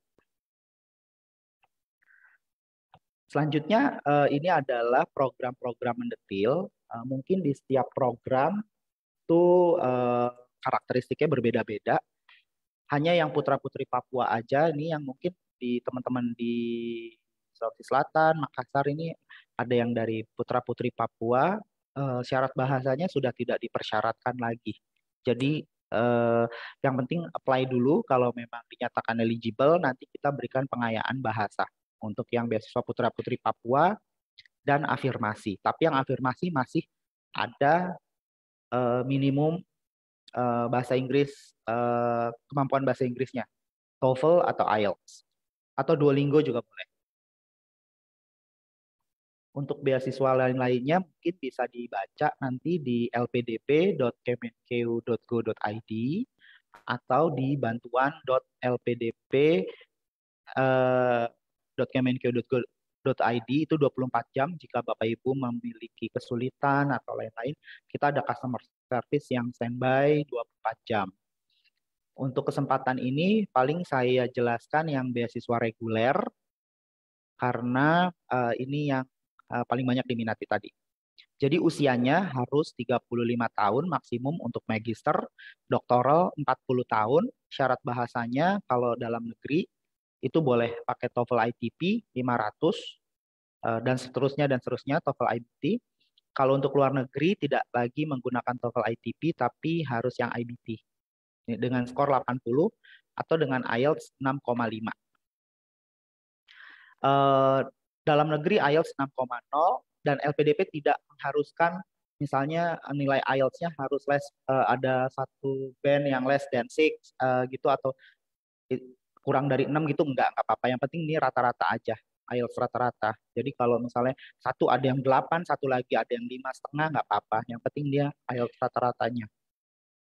Terus untuk doktoral juga sama di dalam negeri 530 TOEFL ITP, untuk luar negeri pakai IBT 94 atau IELTS-nya 7.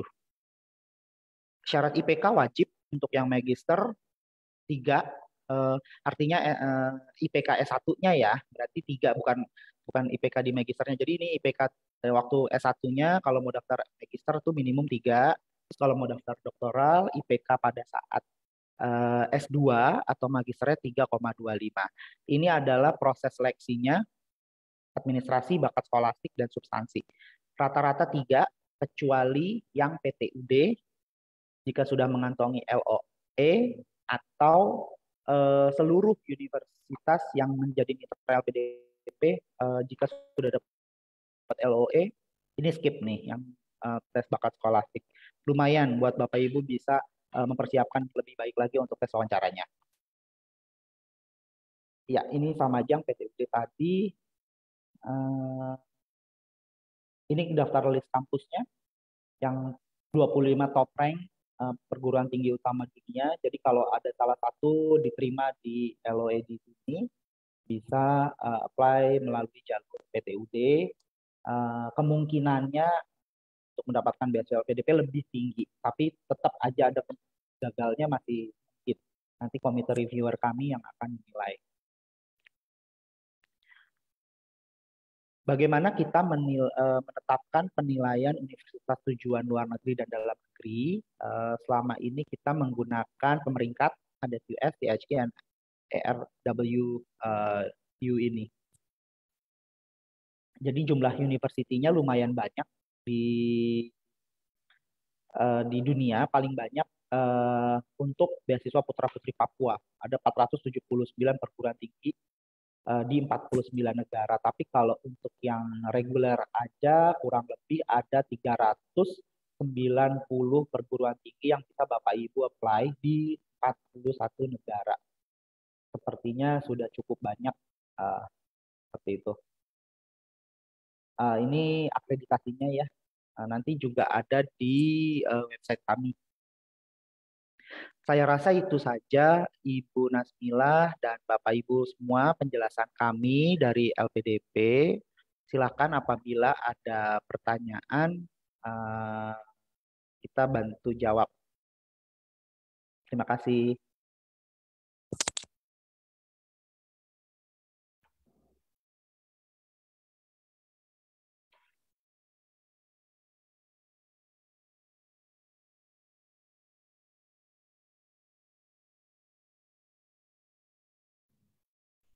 Baik, terima kasih Pak Ari Kunchoro atas penjelasannya, sangat komprehensif juga. Mudah-mudahan presentasi Bapak ya dalam hal ini dari LPDP karena sangat komprehensif. Semoga makin banyak calon mahasiswa yang lulus dalam seleksi penerimaan beasiswa LPDP nanti. Saudara-saudara partisipan, kalau ada yang ingin bertanya, mungkin bisa langsung ke Bapak Ari Kunchoro melalui chat room Jika ada pertanyaan, silakan disampaikan langsung ke Pak Ari Kunchoro melalui chat room. Nanti Pak Ari akan menjawab secara langsung. Baik.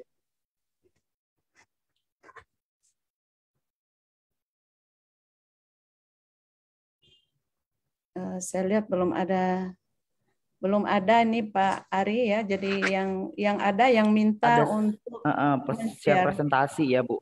Baik. Dari Ibu Eka atau Mbak Eka, untuk materi ini boleh nanti kami sampaikan ke panitia. Kita boleh share ini materi ini sama aja. Kalau misalnya belum dapat Mbak Eka, nanti bisa kunjungi di chat ya di www.lpdp.kemenkeu.go.id. Ini semuanya sebenarnya sama, semua dari situ.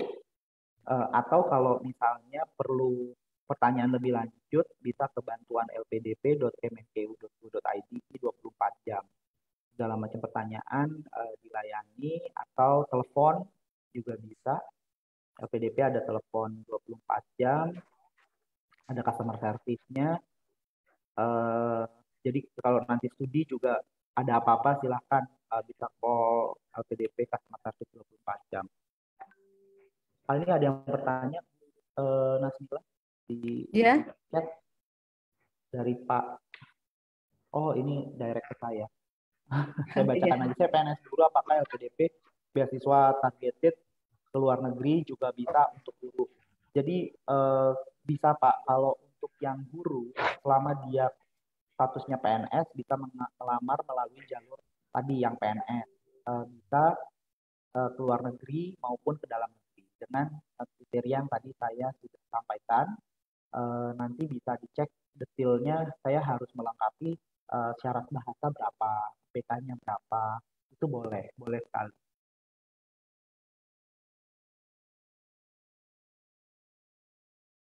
Ada pertanyaan lain? Sudah terjawab ya tadi ya. Ada lagi? Belum ada lagi nih Pak. Oh, ini ada. Belum ada LOA dari kampus luar negeri, tetapi sudah lulus LPDP. Bagaimana tahap selanjutnya? Silakan Pak. Berarti selamat Pak Leonardus atau Mas Leonardus telah lulus LPDP walau belum ada LOE dari kampus luar negeri. Jadi tentunya Pak Leo ini ketika mendaftar ada dong waktu awalnya mau mendaftar di kampus luar negerinya apa. Pasti kita mintakan ada 3, kalau saya tidak salah tuh ada A, B, C. Kampus A, kampus B, kampus C di luar negeri. Nah silakan Pak Leo apply di ketiga kampus tersebut, di kampus A atau kampus B atau kampus C yang menjadi tujuannya, hingga mendapatkan LOE unconditional lalu diberikan ke LPDP. Segera diinfokan ke LPDP supaya kita bisa urus letter of guarantee, letter of sponsorship-nya, penerbitan visa. Nanti kan Bapak akan butuh surat ya rekomendasi dari kami untuk pengurusan visa. Itu harus Pak Leo lakukan dalam kurun waktu 12 bulan setelah dinyatakan diterima sebagai beasiswa sebagai penerima beasiswa LPDP. Untungnya di masa pandemi ini LPDP masih kasih relaksasi 6 bulan tambahan. Artinya dalam 18 bulan harus sudah menerima LOE dari salah satu ketiga kampus tersebut. Kalau tiga-tiganya diterima, silakan Pak Leo mau sekolah di kampus yang mana. Tapi nggak boleh apply-nya kemarin ABC, lalu dapat LOE-nya dari kampus D, E, F, G, H, I, J, itu nggak boleh. Harus yang ABC. Kalau dalam 18 bulan, karena pandemi ya, biasanya cuma 12 bulan, Bapak tidak mendapatkan LOE, nanti di stop, beasiswanya nggak jadi diberikan. Atau jika Bapak mendapatkan beasiswa dari university lain, itu juga nggak bisa. Jadi semangat Pak Leo untuk cari kampusnya. Gunakan waktu yang masih ada untuk mendapatkan LOE unconditional itu. Begitu. Terima kasih Pak. Ini masih ada 3 lagi Bu Eka, ya. Bu Eka bertanya juga Bu. Boleh langsung saya jawab. Ya silakan langsung jawab aja Pak. Ibu Enya bertanya kalau LOA unconditional jika memiliki tidak perlu mengikuti TPA. Betul Bu. Selama LOA unconditionalnya masuk dalam list universitas LPDP ya. Itu berlaku untuk beasiswa reguler dan itu berlaku untuk seluruh program. Jadi mau program apapun, beasiswa afirmasi, beasiswa targeted, beasiswa reguler, jika sudah punya LOE lebih enak. Cukup apply itu sudah punya LOE, nanti skip yang tes bakat skolastiknya, langsung wawancara, administrasi dulu ya, administrasi lolos baru wawancara, seperti itu. Ini ada juga Bu, untuk biaya anggota keluarga. Oke, untuk berapa anggota keluarga yang di cover itu hanya untuk untuk doktoral. Kita tidak menghitung berapa jumlah anggota keluarga yang ikut. Jadi ada prosentase dari living allowance yang diberikan. Untuk besarnya, saya harus cek lagi berapa persen. Kalau saya tidak salah sih, tidak lebih dari 25%. Misalnya living allowance-nya misalnya diberikan 1 juta gitu ya, misalnya. Nanti ada tambahan dari situ untuk support keluarga. Seperti itu. Untuk yang berapa, jadi kita tidak menghitung per kepala. Oke. Selanjutnya Pak, ada satu lagi nih. Dosen yang mau lanjut doktoral, apakah umurnya mentok di 40 atau apakah bisa 50? Silakan Pak. Untuk yang doktoral tadi, kalau statusnya PNS, dosen PNS, dia kan ikutnya daftar di targeted yang PNS. Itu usianya kalau nggak salah, sebentar, saya juga tidak hafal satu-satu, saya harus buka untuk yang targeted tadi. Targeted. Nah, ini PNS. Untuk yang PNS, kalau dia dosen, 37 tahun untuk magister, kalau doktoral 42 tahun. Jadi kalau 50 tahun nggak bisa nih Pak, kecuali Bapak, kalau 50 tahun, kecuali Bapak dosennya ini PNS dengan status jabatan fungsional. Misalnya fungsional peneliti, fungsional pendidik, itu masih ada tambahan hingga 47 tahun kalau untuk yang doktoral. Jadi lebih panjang lagi. Kalau 5-50 mohon maaf sudah lewat nih Pak Michael. Ya.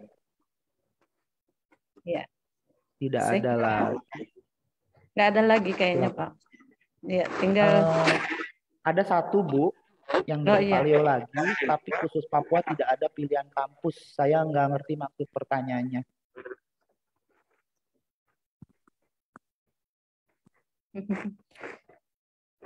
Gimana Pak Leo? Oh, nanti mungkin bisa dia di-share kembali ya pertanyaannya Pak Leo ke mungkin direct message aja lagi ke Pak Ari. Silakan Pak. Mungkin nanti private saja kali ya Pak ya. Pak Ari ya. Boleh, ya. Silakan. Selanjutnya atau nih ke nomor telepon Pak Leo ya, 15652 ini untuk customer service. Kalau Bapak mungkin ada masih bingung. Iya. Ini ada pertanyaan ini Bu Mas Mila, batasan ya berapa kali pelamar dapat apply beasiswa LPDP. Jadi kalau yang selama dia masih dalam kriteria ya, kayak reguler, magisternya maksimum di 35, doktoral sampai 40, itu tidak ada batasan selama dia masih dalam range dia di bawah itu. Tapi kalau dia sampai gagal di administrasi, itu terus boleh. Jadi gagal sekarang, selanjutnya daftar lagi, seterusnya sampai dapat itu boleh. Kalau yang administrasi kita tidak ada batasan. Tapi kalau sudah sampai di tahapan wawancara atau substansi, pertama gagal nih. Nah, nanti boleh ikut lagi batch selanjutnya. Tidak selanjutnya banget sih. Jadi kayak skip satu batch, lalu join lagi, itu boleh. Nanti kalau sampai gagal, pokoknya sampai kalau gagal sampai 3 kali yang wawancara, itu sudah stop Pak Wahidul. gitu. Tapi kalau masih gagalnya di administrasi aja terus semangat. Saya mendapatkan beasiswa juga beberapa kali gagal kok. Saya coba AAS, saya coba LPDP sih waktu itu untungnya langsung dapat, dan saya pernah sebelumnya Erasmus di Belgia itu kebetulan saya langsung dapat juga sih waktu itu. Saya dapat 2 kali. Tapi kalau yang AAS saya sempat gagal juga. Lalu baru dapat lagi LPDP. Jadi nggak apa-apa kalau misalnya gagal dalam mendapatkan beasiswa, jangan langsung putus asa, coba lagi, pasti bisa nantinya.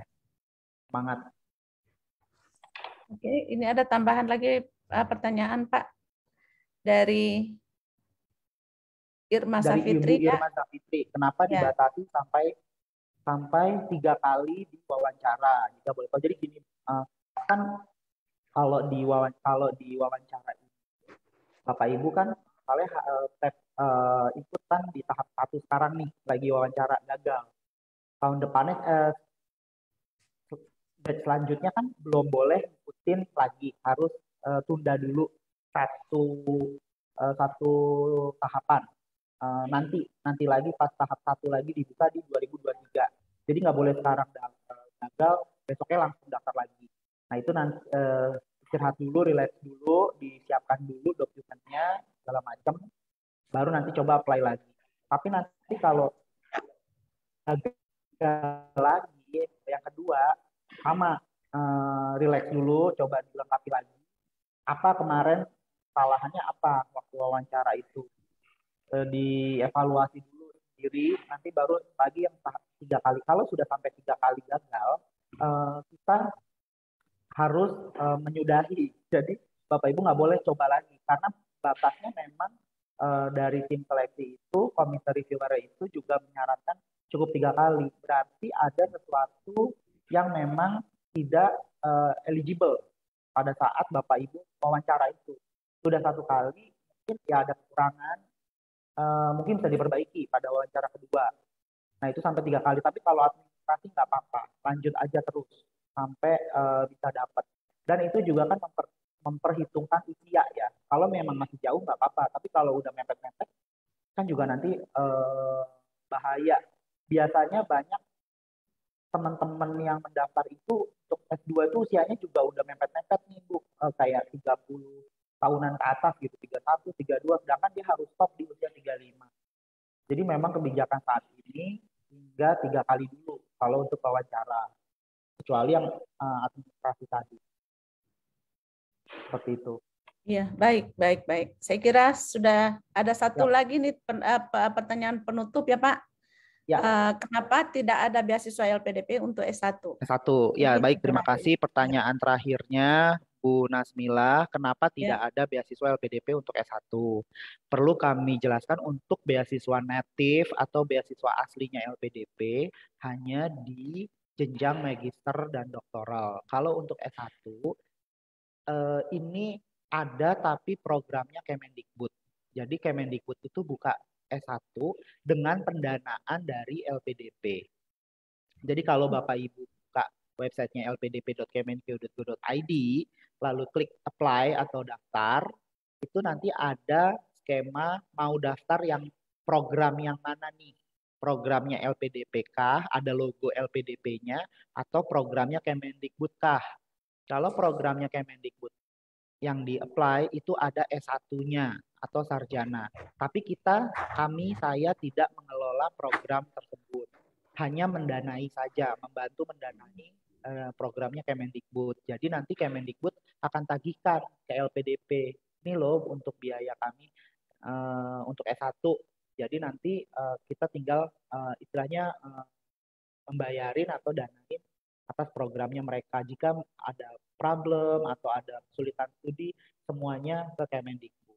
Jadi beasiswa pendidikan Indonesia, secara beasiswa pendidikan Indonesia ada S1, tapi kalau untuk native-nya LPDP hanya S2 dan S3-nya saja. Begitu kira-kira Pak Abdul Haris. Terima kasih. Terima kasih.